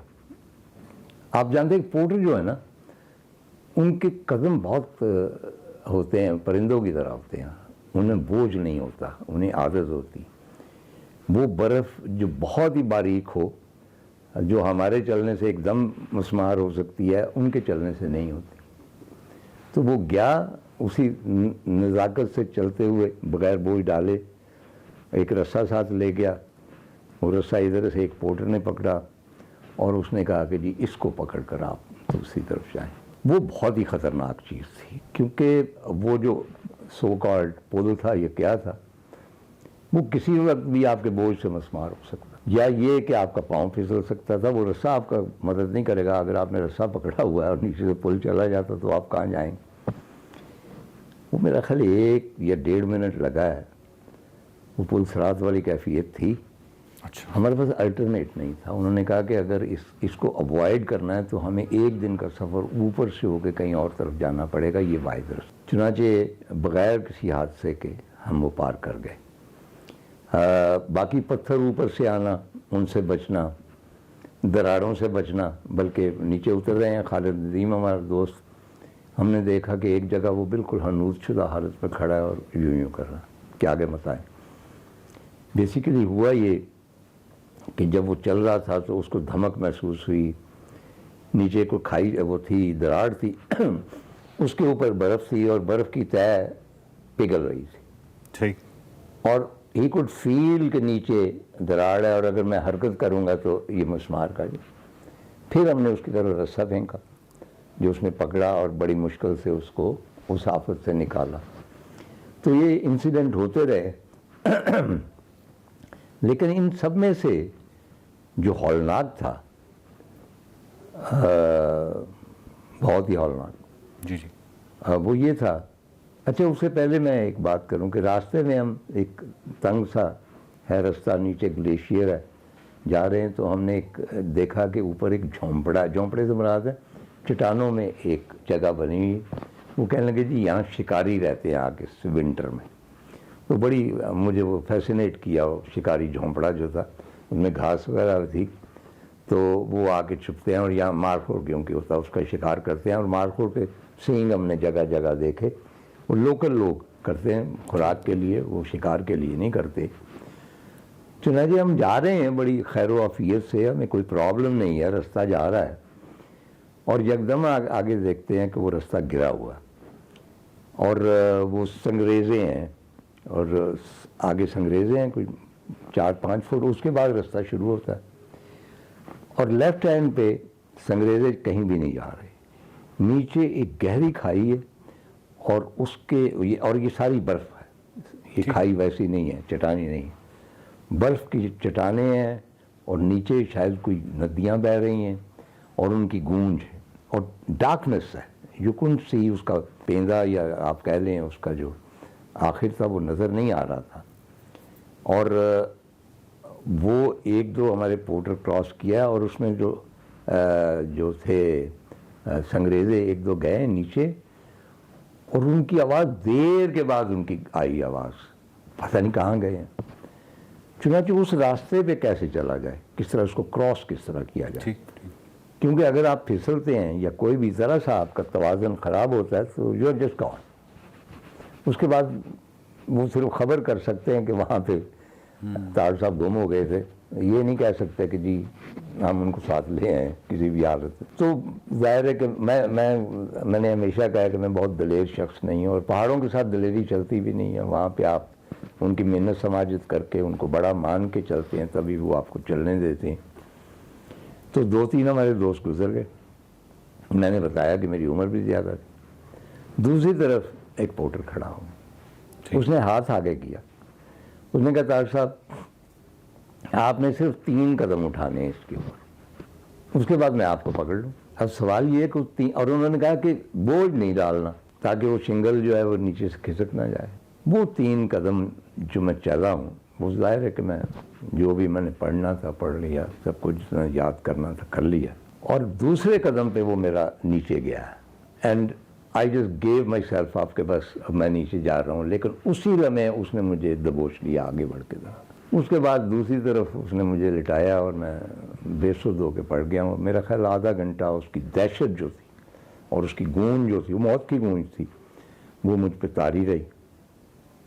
हमारे 2 साथी ऐसे थे जिन्होंने इनकार कर दिया। उन्होंने कहा जी हम नहीं क्रॉस कर सकते। अब मैं उन्हें ये नहीं कह सकता था कि मैं इस उम्र में कर गया हूँ और आप तो जवान हो, नहीं, क्योंकि मैंने जिस तरह किया मैं जानता था और मैं नहीं चाहता था कि उनकी जान खतरे में। तो उनको हमने फिर वही छोड़ दिया। हम आगे चले गए। 1-1.5 घंटे की मुसाफिर पे एक कैंपिंग साइट या जगह थी, डाचीगांव थी या कौन सी थी, और वहाँ से फिर हमने उनके लिए पोर्टरों को वापस भेजा, रस्सों के साथ भेजा। तार साहब, ये जो खानी बासा है कैंपिंग साइट, वहाँ पे उसके वाले से 1-2 चीज़ों का आपने जिक्र किया। एक तो ये डेट जो थी ये 14 अगस्त 1996 थी, यानी 14 अगस्त आपको खानी बासा भी हुई। यहाँ पे आपने पतंगें भी उड़ाई, पतंग उड़ाई और हलवा खाया और इस तरह के, ये पूरा ज़रा किस्सा बयान कीजिए 14 अगस्त 1996 वाला जब आप खानी बासा पे थे। हाँ, ये खाना बासा जो है ये वो मेरा ख्याल है कि उत्तर के हैशपर जी के उत्तर के पहली कैंपिंग साइट थी। अच्छी पुरफिजा कैंपिंग साइट थी। ग्लेशियर बहुत करीब था, साथ था, और सर्दी थी बड़ी शदीद। 14 अगस्त था, तो हमने कहा कि 14 अगस्त को सेलिब्रेट किया जाए। और आप जानते हैं कि मुसलमान हलवे पे मरता है। तो हमने उनसे पूछा कि हलवा बना सकते हैं? उन्होंने कहा जी बना सकते हैं। तो वो सुबह फिर हमने वहाँ पे कौमी तराना गाया, पाकिस्तान जिंदाबाद के नारे लगाए। और सलमान जो था वो ऑस्ट्रेलिया से एक वो जो वहाँ पे पतंगें उड़ाते हैं ना, जो आसानी से वो लेके आया था। वहाँ फिर वो पतंग उड़ाई गई पाकिस्तान डे की खुशी में। और मेरा ख्याल है कि ये गिनेस बुक ऑफ रिकॉर्ड्स में आना चाहिए कि स्नो लेक के रास्ते में किसी ने आज तक मेरा ख्याल पतंग तो नहीं उड़ाई। तार साहब, इश्क के बगैर आवारगी मुमकिन नहीं, स्नो लेक मुमकिन नहीं, ये आपने लिखा है। और दुनिया के तवील तरीन बर्फ़ानी रास्ते को पार करना मुमकिन नहीं। दुनिया के इस तवील तरीन बर्फ़ानी रास्ते को अबूर करके पार करके जब आप नगर नीचे उतरते हैं और इंसानों को देखते हैं तो कैसा लगा? और वो जो गांव के लोग आपको किस नज़र से देखते थे? ये कौन सी मखलूक है, ये कौन से लोग हैं? जो ऑफकोर्स आप बिल्कुल काले स्याह हो जाते हैं और बुरी हालत होती है, दाढ़ियाँ बड़ी होती हैं, आप नहाए नहीं होते पिछले 7-8 दिनों से। तो ये तमाम, तो वो आपको कैसे देख रहे थे, आप उनको कैसे देख रहे थे? एक तो ये था कि जब हम वापस आए हैं तो शायद हमें दुख हुआ, क्योंकि वो एक मतलबी, खुदगर्ज और रहने के काबिल दुनिया नहीं थी जिसमें हम वापस आ रहे। और खुशी हमें बहुत हुई, बल्कि एक गधा देखा पहली मरतबा, उसको देख के खुशी हुई। हैशपर के गांव में आए, लेकिन हम कटे हुए थे क्योंकि हम खुद थोड़े से जानवर हो चुके थे। When you live in the wilderness तो you have to become an animal, उसके साथ कोप करने के लिए। और हमें वो अपना जो था एनिमल रूप वो पसंद था, क्योंकि वो were different from other people. ठीक है। और मुझे ये याद है कि जब जीप हैशपर से गई, वो एक लंबी दास्तान है, और हम हुंजा के मेन सड़क पे जीप से उतरे हैं तो मुझसे चला नहीं गया। रीज़न बीइंग कि हमारे पाँव आदी हो चुके थे ऊंच नीच के, और वो मतलब ट्यून हो चुके थे। वो फ्लैट सरफेस पे जब वो पड़ता था तो उनसे चला नहीं, वो ठप ठप की आवाज़ आती थी, हम खड़े हो जाते कि कहीं गिर ना जाए। यानी हमारे अंदर, जैसा कि मैंने कहा है कि वो खसलत जो होती जानवर की, कि ऊंच नीच की जगह पे आप चल सकते हैं, उनके कदम जो होते हैं वो ट्यून होते हैं, वो थी। हम आम इंसानों की तरह चल नहीं सकते। होटल के कमरे में गए तो हमें हैरत हुई, बेड देखे, बेड कभी देखे नहीं थे, पता नहीं मुश्किलें गुजर गई। और सबसे ज़्यादा हैरत हुई जब वॉशरूम में हमने नलका खोला तो उसमें से पानी आ रहा। मतलब इट वॉज स्ट्रेंज साइट। और कमोड लगे कि पता नहीं ये क्या चीज़ है, ये किस लिए इस्तेमाल होती भाई। और उसके बाद कपड़े वगैरह बदल के और टी शर्ट्स, अब सारे लोग ओवरकोट पहन के, और पता नहीं क्या सर्दी थी खासी। हाँ, हम आए थे स्नो लेक्स और हमें सर्दी लग नहीं रही थी। चनाचे मुझे अब तक याद है कि हेस्पर में 2 ऑस्ट्रेलियन ख़वातीन थी और उनमें से एक जो थी उसकी शक्ल बड़ी मेरी फेवरेट थी, स्टेफी ग्राफ, गोल्डन बालों वाली, उसके साथ मिलती। तो उन्होंने हमसे दरख्वास्त की कि हम भी जाना चाहती हैं, तो वो हमारे साथ ही ठहर गई। तो मैंने उनको डिनर के लिए इनवाइट किया। तो वो अजीब व गरीब शाम थी उनजा का। मेरे ख्याल आपको याद है कि एक वहाँ पे रेस्टोरेंट है जो ऊपर खुलता है, जहाँ ताज़ा खुबानी का जूस वो एक शख्स बनाता है, पैराडाइज जी। तो वहाँ पे वो शाम थी हमारी। और वो उसके खूबसूरत बाल थे स्टेफी ग्राफ के, और मेरे अंदर मतलब मैं सफ़ेद दाढ़ी। तो मुझे उसने कहा कि भाई आप और करेंगे ट्रैकिंग कोई? मैंने कहा नहीं, काफ़ी, मेरा ख्याल है ज़िंदगी भर के लिए ट्रैकिंग काफ़ी। तो आप यहाँ ठहर क्यों नहीं जाते? मैंने कहा मुझे बच्चे याद आ, क्योंकि बच्चे हमेशा मेरे साथ रहे जी। लेकिन वो बड़ी खूबसूरत शाम थी। और अब इस बुढ़ापे में एट द एज ऑफ 82 मेरा ख्याल है कि जो तमानियत होती है, जब वो मोमेंट्स आते हैं, कभी बीमारी के, कभी लाचारी के, कभी सांस चढ़ता है, तो मेरे ख्वाबों में नहीं, वो तो अब पता नहीं चलता कि क्या वाकई में वहाँ था। लेकिन अभी वो स्नो लेक की तितलियाँ जो है वो मैं महसूस कर सकता हूँ कि वो मेरे आसपास फड़फड़ा रही। बहुत शुक्रिया ताहिर साहब, आपने स्नो लेक के हवाले से बहुत ही मुफस्सल गुफ्तगू की है। गो कि जो स्नो लेक किताब है ये उसका शायद 5 या 10% भी नहीं है। असल जो तफसीलात हैं, असल जो मंजर कशी है, वो जो डे टू डे और इवन एक एक घंटे की जो मंजर कशी है तफसीली, वो तो यकीनन नाज़रीन किताब पढ़ेंगे तो ही उनको पता चलेगा। ताहिर साहब से उनकी किताबों के हवाले से हमारा जो सिलसिला है निकले तेरी तलाश में, ये इसी तरह जारी है और अगली किसी नई किताब के साथ हम मिलेंगे ताहिर साहब के साथ। देखते रहिए निकले तेरी तलाश में।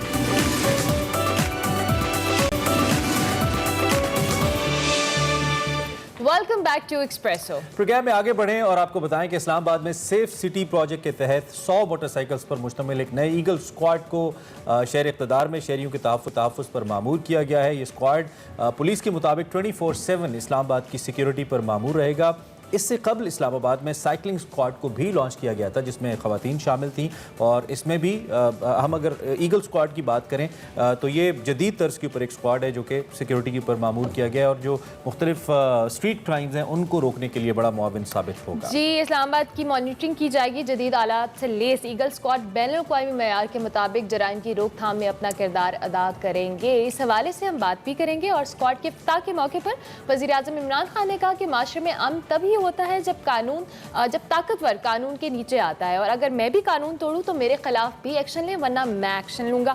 और जो पुलिस जो है वो अमन कायम करने में अहम किरदार अदा करती है और पुलिस के अंदर कमज़ोर तबकात के लिए थोड़ा रहम होना चाहिए। और शहर इक़्तिदार में अमन की सूरत हाल पर बात करने के लिए हमारे साथ बहुत इंपॉर्टेंट शख्सियत हैं IG इस्लामाबाद काजी जमीर रहमान। बिल्कुल, thank you so much sir for joining us in espresso. A very good morning.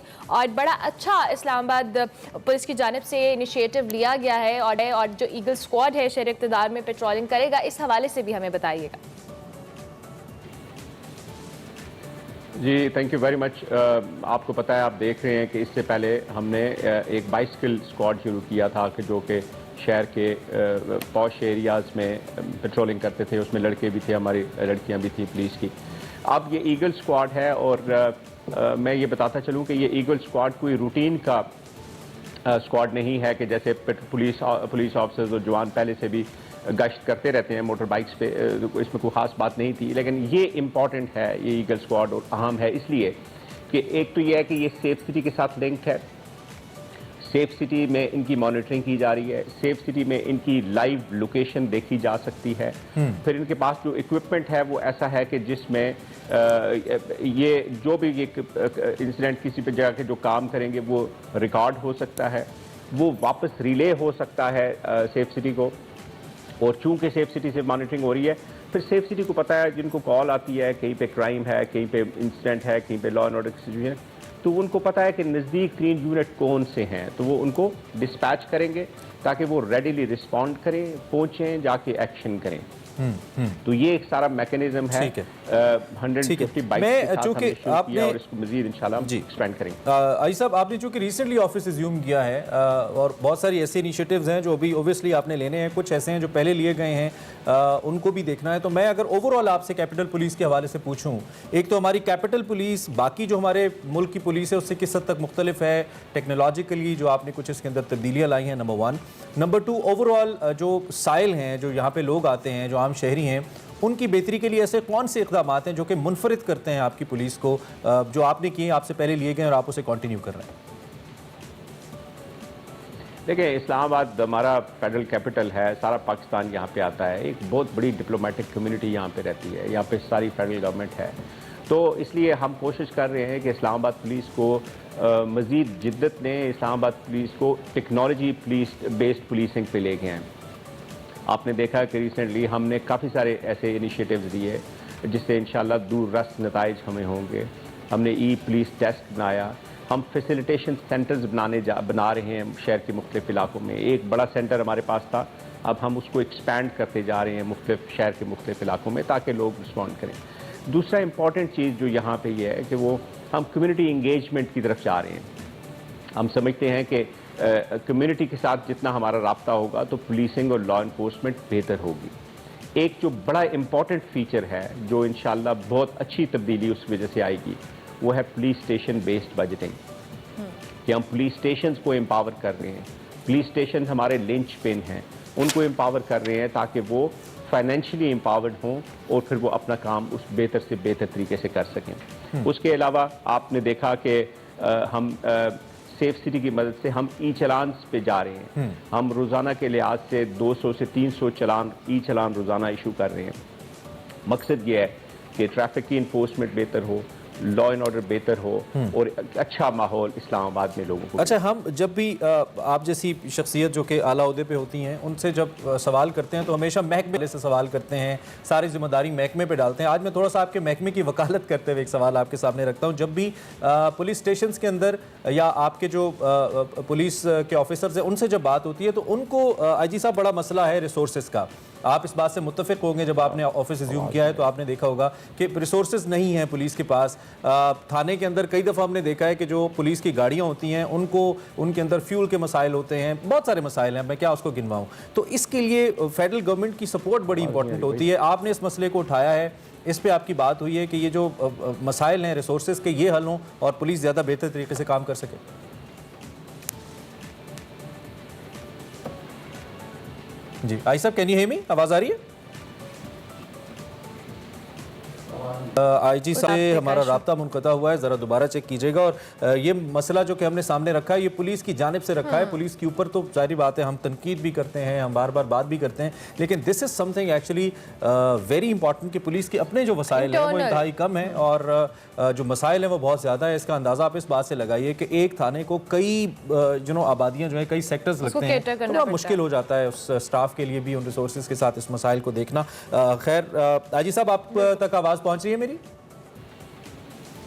आजी साहब सुन पा रहे हैं आप हमें? सुन पा रहा हूं। जी। अच्छा, मैंने पुलिस के रिसोर्सेज के हवाले से, आपके अपने महकमे के रिसोर्सेज के हवाले से सवाल रखा था कि पुलिस के पास वसाइल बहुत कम है। पुलिस स्टेशन के पास एक पुलिस स्टेशन है, कई सेक्टर्स, कई आबादियां उसको लगती हैं, स्टाफ कम है, रिसोर्स कम है, गाड़ियां कम है, मुश्किल हो जाता है। तो इसके लिए आपका क्या प्लान है, क्या स्ट्रैटेजी है? गवर्नमेंट से क्या बात हुई आपकी? क्या गवर्नमेंट आपको हेल्प आउट करने जा रही है अपने महकमे को बेहतर करने के लिए? देखें, ये आपने बहुत एक इम्पॉर्टेंट क्वेश्चन किया और सारी बात ही रिसोर्सेज की होती है, खा वो ह्यूमन रिसोर्स हो, खा वो फाइनेंशियल रिसोर्स हो। जी। पिछले 10-15 सालों में इस्लामाबाद डबल हो गया है। इस्लामाबाद 4 सिमतों में, 3 सिमतों में ख़ास करके एक्सपैंड करता जा रहा है और तो उसके लिए हमें मैन पावर चाहिए, उसके लिए हमें रिसोर्सेज चाहिए। अच्छी बात यह है कि प्राइम मिनिस्टर साहब और इंटीरियर मिनिस्टर और इंटीरियर मिनिस्ट्री सारे बहुत सपोर्टिव हैं और उन्होंने अपने आखिरी जो भी विजिट किया था उसमें भी ये कहा था कि जो भी रिसोर्सेज चाहिए हम सारे रिसोर्सेज देंगे ताकि इस्लामाबाद को एक मॉडल पुलिस की बेस पे ट्रेन किया जा सके ताकि वो अच्छी से अच्छी सर्विस दे सकें। तो इस पे हमारी बात भी चल रही है और इंशाल्लाह इस फाइनेंशियल ईयर में हमें उसमें काफ़ी रिसोर्सेज मिल रहे हैं। ठीक हो गया। अच्छा आयशा साहब, चूंकि अभी हम आपने वज़ीर आज़म इमरान खान साहब को भी कोट किया, उन्होंने खुद भी कहा कि अगर मैं कानून तोड़ूं तो मेरे खिलाफ भी एक्शन लेना चाहिए। तो ये एक बड़ा मसला है ओवरऑल हमारे मुल्क का कि यहाँ पे इन्फ्लुएंशियल के ऊपर कानून वो समझते हैं कि हम कानून से बाला तरें या हम पे कानून नाफिज नहीं होता या हम उसके अंडर नहीं आते। तो इस कल्चर को ख़त्म करना ये कितना चैलेंजिंग है पुलिस के लिए, चाहे वो इस्लामाबाद पुलिस या दीगर पुलिस की बात करें। इस हवाले से आपकी पुलिस या आपके इदारा क्या कॉन्ट्रीब्यूशन कर सकता है कि जो कानून हर एक के लिए हो, किसी एक स्पेसिफिक क्लास के लिए ना हो? देखें, ये बात बिल्कुल सही है और ये एक परसेप्शन बनी हुई है और उसमें हम कोशिश कर रहे हैं कि ये परसेप्शन भी एक्चुअली काम भी ठीक हो और परसेप्शन भी ख़त्म हो। उसमें ये है, अगर आप हमारी ट्रैफिक इन्फोर्समेंट देखें जी, चेक कर लें इस्लामाबाद में, तो हम जब चलान कर रहे हैं, अभी जो टिंटेड ग्लासेस के खिलाफ हमने कैंपेन की, फैंसी नंबर प्लेट्स के खिलाफ हमने कैंपेन की, उसमें चेक कर लें आपको बहुत सी एसयूवीज और प्राडोज और लैंड क्रूजर्स और पजारोस खड़ी हुई नजर आएंगी जिनसे हम हटा रहे हैं। इसलिए कि जब कहते हैं कि जब एक जो सुजुकी कार के लिए भी वही है और प्राडो के लिए भी वही है, तो वो हमारी कैंपेन बड़ी अच्छी गई है। हम मॉरली हाई ग्राउंड पे हैं कि हम ये सब के लिए बराबर है। 1 2 हमने रिसेंटली 2-3 दिन पहले हमने 1715 की एक नई सर्विस शुरू की है। वो डायरेक्ट कंप्लेंट्स अगेंस्ट पुलिस, जिधर पुलिस के खिलाफ कोई कंप्लेंट है वो लोग कंप्लेंट करें। बड़ा अच्छा एक मॉनिटरिंग सिस्टम है, ऑटोमेटिकली कॉल जाती है जिस कंसर्न ऑफिसर के खिलाफ है उससे 2 सीनियर ऑफिसर्स पर, वो 4 घंटे में राब्ता करेंगे कंप्लेनेंट से उनकी और 1 दिन के अंदर वो पूरी इंक्वायरी करेंगे। अगर वो टाइम पे राब्ता नहीं करते, इंक्वायरी पूरी नहीं करते, तो सीनियर अफसर जो है वो अलर्ट होते हैं और फिर पूछताछ होती है। मकसद यही है कि साथ में हम अपनी पुलिस को इक्विप करें, उनको ट्रेन करें, उनको रिसोर्सेज दें, लेकिन साथ में हम इंश्योर करें कि उनकी अकाउंटेबिलिटी। बड़ा अच्छा आपने पॉइंट बता दिया। मैं पूछने भी जा रहा था क्योंकि जो लोअर ग्रेड के ऑफिसर्स होते हैं वहाँ पे ही असल मामला ख़राब होता है। खैर आगे बढ़ते हुए, एक तो ये कि इस्लामाबाद के इक्विपमेंट के हवाले से, खासतौर पर सेफ सिटी कैमरास के हवाले से अक्सर शिकायत रहती हैं और शेख रशीद साहब खुद भी ये कह चुके हैं, उनसे भी इनफेक्ट हमारी प्रोग्राम में बात हुई थी, इंटीरियर मिनिस्टर हमारे, कि वो कैमरास गाड़ी या बंदा तो दिखाते हैं लेकिन फर्दर आइडेंटिटी नहीं देते ना, उसमें कोई फेस समटाइम रिकग्नाइज होता है, दो कि उससे पहले की इंस्टॉलेशंस हैं, हमारी टेक्निकल मिस्टेक्स हैं जो भी हैं, लेकिन ऑब्वियसली उनको सॉर्ट आउट तो करना है और उसके लिए बजटिंग भी चाहिए। तो ये, और इसमें हमने देखा है कि इस्लामाबाद में पिछले कुछ अरसे में स्ट्रीट क्राइम्स में भी इजाफा हुआ है, खबरें आती रहती हैं। तो इस सारी सूरत हाल को आई साहब ये बड़ा चैलेंजिंग है आपके लिए, being the head of department, आप इसको कैसे देख रहे हैं? देखें, सेफ सिटी को हमने आगे लेके जाना है। ये सेफ सिटी की पहली असेसमेंट हुई थी 2009-10 में जी, फिर सेफ सिटी बना 2016 में, फिर सेफ सिटी पुलिस को हैंड ओवर 2018 में। तो जैसे मैंने कहा, पिछले 10 सालों में एक्सपेंशन बहुत हो चुकी है। हमें मजीद 4500 कैमरास चाहिए, जो हमने रिक्वेस्ट भेजी है कि हमें 1200 और 1500 पर ईयर के हिसाब से दें ताकि उनको स्लोली एंड ग्रेजुअली हम एक्सपैंड कर सकें। तो उस पर भी बातचीत चल रही है। उसमें हमने यही रिक्वेस्ट की है कि लेटेस्ट टेक्नोलॉजी की कैमरास हों, फेशियल रिकग्निशन वाले भी हों और डोम कैमरास और प्रॉपर कैमरास हों, ताकि उनसे इस पे आपका सर टाइम कम है, आपकी मौजूदगी से फ़ायदा उठाते हुए, चूंकि लोग आपको देख रहे हैं, ओबियसली कैपिटल के लोग भी आपको देख रहे हैं, शहरियों से आप कुछ कहना चाहें, being head of capital police, कुछ भी कहना चाहें, आप कोई मैसेज देना चाहें? मेरा सिंपल सा मैसेज है इस्लामाबाद के लोगों के लिए और जो लोग बाहर से इस्लामाबाद में आते हैं जी, हम पूरी कोशिश कर रहे हैं कि आपको सर्विस डिलीवरी बेहतर हो और हम आपको अच्छी से अच्छी सर्विसेज दें और ये शहर अमन का शहर बने। आपसे रिक्वेस्ट ये है कि अगर ट्रैफिक की कैंपेन चलती है और टिंटेड ग्लासेस और ये सारी ओवर स्पीडिंग, पुलिस का साथ दें, लॉ जो ट्रैफिक कवानीन है उन पे अमल करें। ये आपके लिए, आपकी फैमिली के लिए, हम सब के लिए बहुत बेहतर है। Thank you very much sir, बहुत शुक्रिया। आज इस्लामाबाद काजी जमीर रहमान हमारे साथ मौजूद थे और वो पुलिस जो ट्रैफिक पुलिस है उसके हवाले से भी उन्होंने कहा और उसके साथ साथ दीगर मामलात में वो रिफॉर्म्स लाने के हवाले से बात कर रहे थे। Thank you very much sir. Wish you all the best, thank you so much for joining us in espresso. इसी नोट पर हम एक ब्रेक लेंगे, ब्रेक के बाद हाजिर होंगे। आप देखते रहिए एक्सप्रेसो।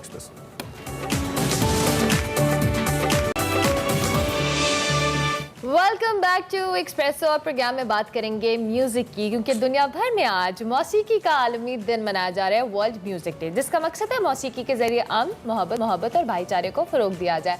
अच्छी मौसीकी की बात करें तो आपको दिल को, आपके दिमाग को वो सुकून देती है। और इस दिन का आगाज बेसिकली इमरान फ्रांस के शहर पेरिस से हुआ था, जिसको बहुत ही खुशबुओं का शहर, हाँ खुशबू का शहर कहा जाता है। और मौसीकी की रवायत अगर हम बड़े सगीर में भी बात करें तो बहुत पुरानी है और जो क्लासिकल मौसीकी सुनने वाले लोगों की बड़ी तादाद मौजूद है यहाँ पर, जो अब भी इस म्यूजिक को पसंद बिल्कुल, और उन पर मुख्तलिफ कैफियत तारी कर देती है। मौसीकी की पावर के हवाले से कुछ दिन पहले शफकत सलामत अली खान साहब हमारे शो में मौजूद थे, तो उनसे भी हम बात कर रहे थे। खैर, मौसीकी की उम्र जांचने का तो कोई पैमाना है नहीं, अलबत्ता हज़ारों साल पुराने आसार कदीमा से जो पत्थर हैं उसमें से ऐसे आलात मौसीकी मिले हैं जिसकी मदद से ये ज़ाहिर होता है कि लोग अपने गमों और खुशियों का इज़हार मौसीकी के ज़रिए करते थे। और मौसीकी एक ज़बान थी, आज भी एक ज़बान है अपने ख्यालात को, अपने जज्बात को एक्सप्रेस करने के लिए। लेकिन ये सिर्फ गले या गाने की हद तक नहीं है, इंस्ट्रूमेंट्स को बुनियादी हैसियत हासिल है मौसीकी के अंदर। इसकी हम अगर तारीख़ की बात करें, आज हमारे साथ एक ऐसी इस अहम दिन के ऊपर शख्सियत मौजूद है जिन्होंने पाकिस्तान का सिर्फ पाकिस्तान के अंदर नहीं बल्कि दुनिया भर के अंदर नाम रोशन किया। निजात अली खान साहब वायलिनिस्ट है, दुनिया इनको जानती है, is a brand in violin, दुनिया भर में पाकिस्तान का नाम रोशन कर रहे हैं। इनके हवाले से थोड़ा सा अगर आपको बताएं, मुख्तसर, ज़्यादा तो ये खुद ही बताएंगे। यूनाइटेड नेशंस असेंबली में, वाइट हाउस में, लंदन में, ऐसी जगहों पे भी परफॉर्म कर चुके हैं जहाँ पे इससे पहले किसी पाकिस्तानी या इंडियन को ये सादत नहीं मिली है कि वो अपने फ़न का मुजाहिरा करे। सो we are honored to have you, Najat Ali Khan. so Thank you very much for joining us. Such a great honor to have. निजात अली खान साहब हमारे साथ मौजूद हैं, उनका पूरा बैंड हमारे साथ मौजूद है, सौराब साहब भी हमारे साथ मौजूद हैं, तो उन तब सबको हम खुशामदीद कहेंगे। Thank you so much everyone. और अली खान साहब, जिस तरह से हमने कहा कि म्यूजिक की एक ज़बान होती है और सिर्फ गाने की हद तक नहीं होती, हर इंस्ट्रूमेंट का ताल्लुक आपके मूड से, आपकी एक जो कह लें इनर पीस से होता है। So while is very different ऐसे ही। बिल्कुल आपको ऐड करने चाहिए। मैं सिर्फ ये चाहता हूँ कि जरा सबसे पहले ये देखने वालों को ये बता दें कि इन्होंने कहाँ परफॉर्म किया। I so want you to tell about your performance. Sir, हमने रॉयल सिम्फनी ऑर्केस्ट्रा लंदन, अच्छा, रॉयल एल्बर्ट हॉल में, बार्बिंगम सेंटर में रॉयल सिम्फनी ऑर्केस्ट्रा के साथ, और jazz eight Lincoln centre New York, Vinton मार्सैलिस जिल्को band. Vinton मार्सैलिस एक दुनिया का ब्यूटीफुल नेम है, ट्रम्पेट प्लेयर है, उनका एक बैंड है, उनके साथ हमने न्यूयॉर्क में ज़्यादा लिंकन सेंटर में परफॉर्म किया, व्हाइट हाउस में, नेशनल असेंबली में, यूएनओ नेशनल असेंबली में। ठीक है, और एज अ बैंड परफॉर्म किया सचल जैज एंसेम्बल के साथ। ठीक है, इससे पहले कि हम लोगों को सुनाएं आपका टैलेंट, में सौराब साहब थोड़ा सा मुख्तसर आप बता दीजिएगा, आप एज अ बैंड इस वक्त चल रहे हैं और दुनिया में आप इस वक्त एज अ बैंड टाइटल क्या है आपका? जी, हमारा बैंड टाइटल है लाहौर जैज एंसेम्बल। राइट, हम जैज म्यूज़िक करते हैं, हम अपना ट्रेडिशनल म्यूज़िक करते हैं, हम अपना फोक म्यूज़िक करते हैं, हम क्लासिकल के साथ हम फ्यूज़ करते हैं, हम इन कोलैबोरेट करते हैं इस फोक म्यूज़िक को। और पूरी दुनिया में हमारे यहाँ बहुत कम जैज़ म्यूज़िक के हवाले से पाकिस्तान में पता है, but it was started in 2003 by Izzat Majeed साहब, सचल स्टूडियोज उन्होंने बनाया था, फिर 2016 तक वो चला, फिर वो बंद हो गया। एक जबरदस्त लेगेसी है। और जिस तरीके से खान साहब ने हमें बताया, मैं एक जुमला कहना चाहता हूँ इसमें कि एक जो म्यूजिशियन ख्वाब देख सकता है ना कि मुझे यहाँ परफॉर्म करना है, माशाल्लाह आपने सब जगहों पे, हमने वहाँ पे जाके अपने पाकिस्तान का नाम रोशन किया। जी बिल्कुल, अल्हम्दुलिल्लाह। कुछ हमें सुना दें अगर जी बिल्कुल, ये ब्रेकफास्ट आपके लिए खान साहब की जानिब से। फैंटास्टिक। अच्छा, मुझे लगता है जो टीवी पे बैठ के सुन रहे होते हैं उनको वो फील नहीं आती। आप हमारे स्टूडियो में देखिए, सब ऐसे खड़े हुए हैं। और people call it a blind instrument sir, violin को। ये आप इस पे वो स्केल्स, इट्स वेरी हार्ड, 4 तारे हैं और आपने इतना बड़ा सुरों का दरिया है जिससे खेलना है। How does it happen? Sir, इसमें बेसिक एक बेस्ट चीज़ है, बिग चीज़ है इसमें, एक नोटेशन, वेस्टर्न नोटेशन, जो पूरी दुनिया में, वर्ल्ड में जहाँ जहाँ भी म्यूजिशियन है, चाहे वो चाइनीज है, चाहे वो जापानीज है, चाहे वो अमेरिकन है, चाहे वो यूरोपियन है, दुनिया के किसी हिस्से जी वो सब न्यूट्रिशन लैंग्वेज जानते हैं, वेस्टर्न ट्रेडिशन। म्यूजिक का रस्मुल खत है, जिस तरह उर्दू है, इंग्लिश है, चाइनीज है, इसी तरह म्यूजिक की जो लैंग्वेज है that is called notation. And माशाल्लाह से नजात अली खान साहब क्या इसीलिए आपने वेस्ट के अंदर जी परफॉर्म किया है, बल्कि यूनिवर्सिटीज के अंदर पढ़ाया भी है, लेक्चर्स भी दिए हैं इसके। हमने 11 यूनिवर्सिटीज के अंदर, जिसमें हार्वर्ड यूनिवर्सिटी है, Stanford university, Miami university, Los Angeles, Pennsylvania, Oxford university और इन 11 university. Since it's a western instrument, जी सर, गोरे का साज जिसे हम आसान लफ्ज में जी बिल्कुल, लेकिन आप इसे इतना खूब बजाते हैं, इतना कमाले फन। ये मेरे डैडी रियाज हुसैन साहब, हाँ मैं यही अल्लाह उन्हें करवट जन्नत नसीब करे, उन्होंने मुझे बचपन से 8 साल की एज से मुझे वायलिन स्टार्ट करवाया और अभी जी बिल्कुल, अबू रेंजर थे जिन्होंने। मैं ये ज़रूर जानना चाहूँगी कि जिस तरह से आपने कहा कि it runs in the family, आपने अपने वाले साहब से इंस्पिरेशन ली। नॉर्मली आजकल के हम देखते हैं कि यहाँ पर म्यूज़िक बजाने या इंस्ट्रूमेंट्स प्ले करने वाले तो बहुत सारे लोग हैं, लेकिन उनको सिखाने के लिए जो कॉन्सेप्ट है, स्पेसिफिकली मैं पाकिस्तान की बात कर रही हूँ, इतना ज़्यादा लोगों का रुझान नहीं है सिखाने के लिए। शायद कमर्शियलिज्म का फैक्टर भी आता है। इसमें और बहुत बड़ी वजह है, सिखाने का इम्पैक्ट नहीं है, ये चीज़ नहीं है, सीखने का रुझान नहीं है।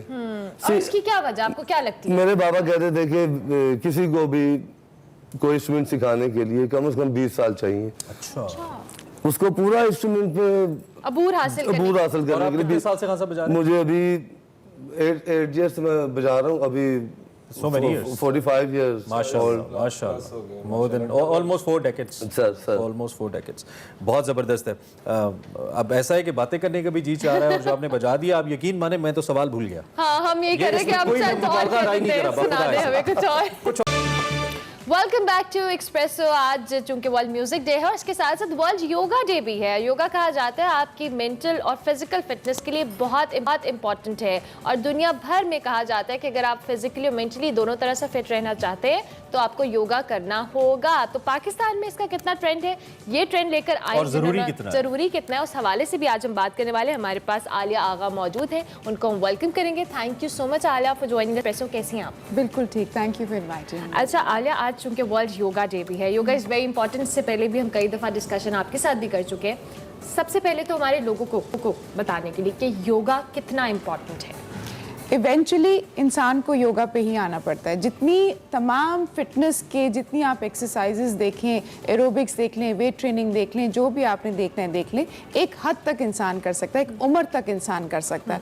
उसके बाद योर स्ट्रेंथ गोज डाउन। आपकी स्ट्रेंथ जैसे जैसे नीचे चलती जाएगी, आपको आना पड़ता है उन एक्सरसाइजेस पे जो आपके जोड़, जॉइंट्स और सांस, इन सब चीज़ों को हेल्थी रखें। ठीक, अल्टीमेटली योगा ही फाइनल डेस्टिनेशन है हर शख्स की। पाकिस्तान में जिस तरह का लोगों को स्ट्रेस है, जिस तरह की खबरें हैं, सियासी सूरत हाल है, मुआशी मसाइल हैं, इसके लिए योगा कितना इंपॉर्टेंट है हर एज ग्रुप के? पाकिस्तान जो है ये दुनिया का वो कैपिटल बन चुका है जहाँ हार्ट डिजीज़ और डायबिटीज़ बेहद है, कॉमन हो चुकी है। So it's the capital of these two diseases. तो सबसे ज़्यादा तो योगा ही करना लोगों को आना चाहिए, ताकि वो अपने आप को इस डिजीज़ से आगे की जनरेशन जो है प्रिवेंट कर सके। तो basically you are running a community as well, जो कि जिसमें आपने लोगों को इकट्ठा किया है और इसको आप प्रमोट भी कर रहे हैं, इस हवाले से बताइए। जी बिल्कुल, हाँ, चूँकि मैं एकेडमी रन करती हूँ जो बाकायदा योगा की सर्टिफिकेशंस देता है, जो रिकग्नाइज्ड हैं पूरी दुनिया में,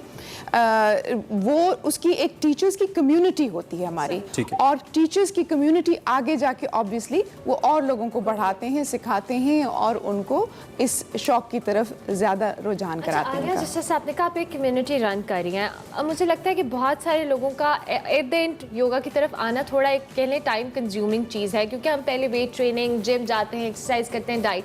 योगा की तरफ लोगों को इनका इंटरेस्ट लेवल डेवलप करना, उसके लिए आप तो कम्युनिटी रन करिए, लेकिन आपको क्या लगता है कि कितना इंटरेस्ट आया है अभी तक with the period of time? Doctors की तरफ से मेरा ख्याल में जब आते हैं इनको रिकमेंडेशन के बाद योगा करें, तो फिर जो एक ख़ास हमारा प्रोग्राम है क्लिनिकल योगा, उसमें बहुत ज़्यादा लोग हर उम्र के from the age of 20s to the age of 50s 60s 40s जो आप कहें, हर उम्र के लोग जो हैं उसमें अपना ट्रीटमेंट कराने आते हैं। सोशल मीडिया पे आपकी प्रेजेंस है? जी, हमारी सोशल मीडिया पे प्रेजेंस है और ये योगा नहायत ज़रूरी इसलिए हो गया है क्योंकि जो कोविड के दौरान सबसे ज़्यादा इफेक्टेड कम्युनिटी, बिलीव इट और नॉट, यूथ रही है। किस तरह से? Inactivity, non interaction, mental disturbances. सारे बच्चे जो हैं हर वक्त फ़ोन पे लगे रहते हैं। जो आप फ़ोन से जो क्या कहते हैं इसे, सोशल मीडिया से जो आप नेगेटिविटी एब्जॉर्ब करते हैं, वो एक फूड है। This is food for our mind. इसी कॉन्टेक्स्ट में, चूंकि टाइम बहुत शॉर्ट है, जो लोग आपको देख रहे हैं, जो भी लोग आपको पाकिस्तानीज़ देख रहे हैं, आप उनको कुछ भी कहना चाहें इस प्लेटफॉर्म? जी बिल्कुल, क्योंकि मैं खुद एक माँ हूँ और मैंने ये देखा कि मैंने अपने बच्चे को भी कोशिश करी लेकिन अपने बच्चे कभी हाथ नहीं आते। तो हमारी जो टीचर्स हैं उन्होंने ये एक शुरू किया कि जी यंग जनरेशन को भी सिखाया जाए एज टीचर्स। तो हमारी यंगेस्ट जो हैं इस दफ़ा अंडर ट्रेनिंग जो हैं वो 15 ईयर ओल्ड हैं। Yes, and she will be a teacher very soon in few weeks.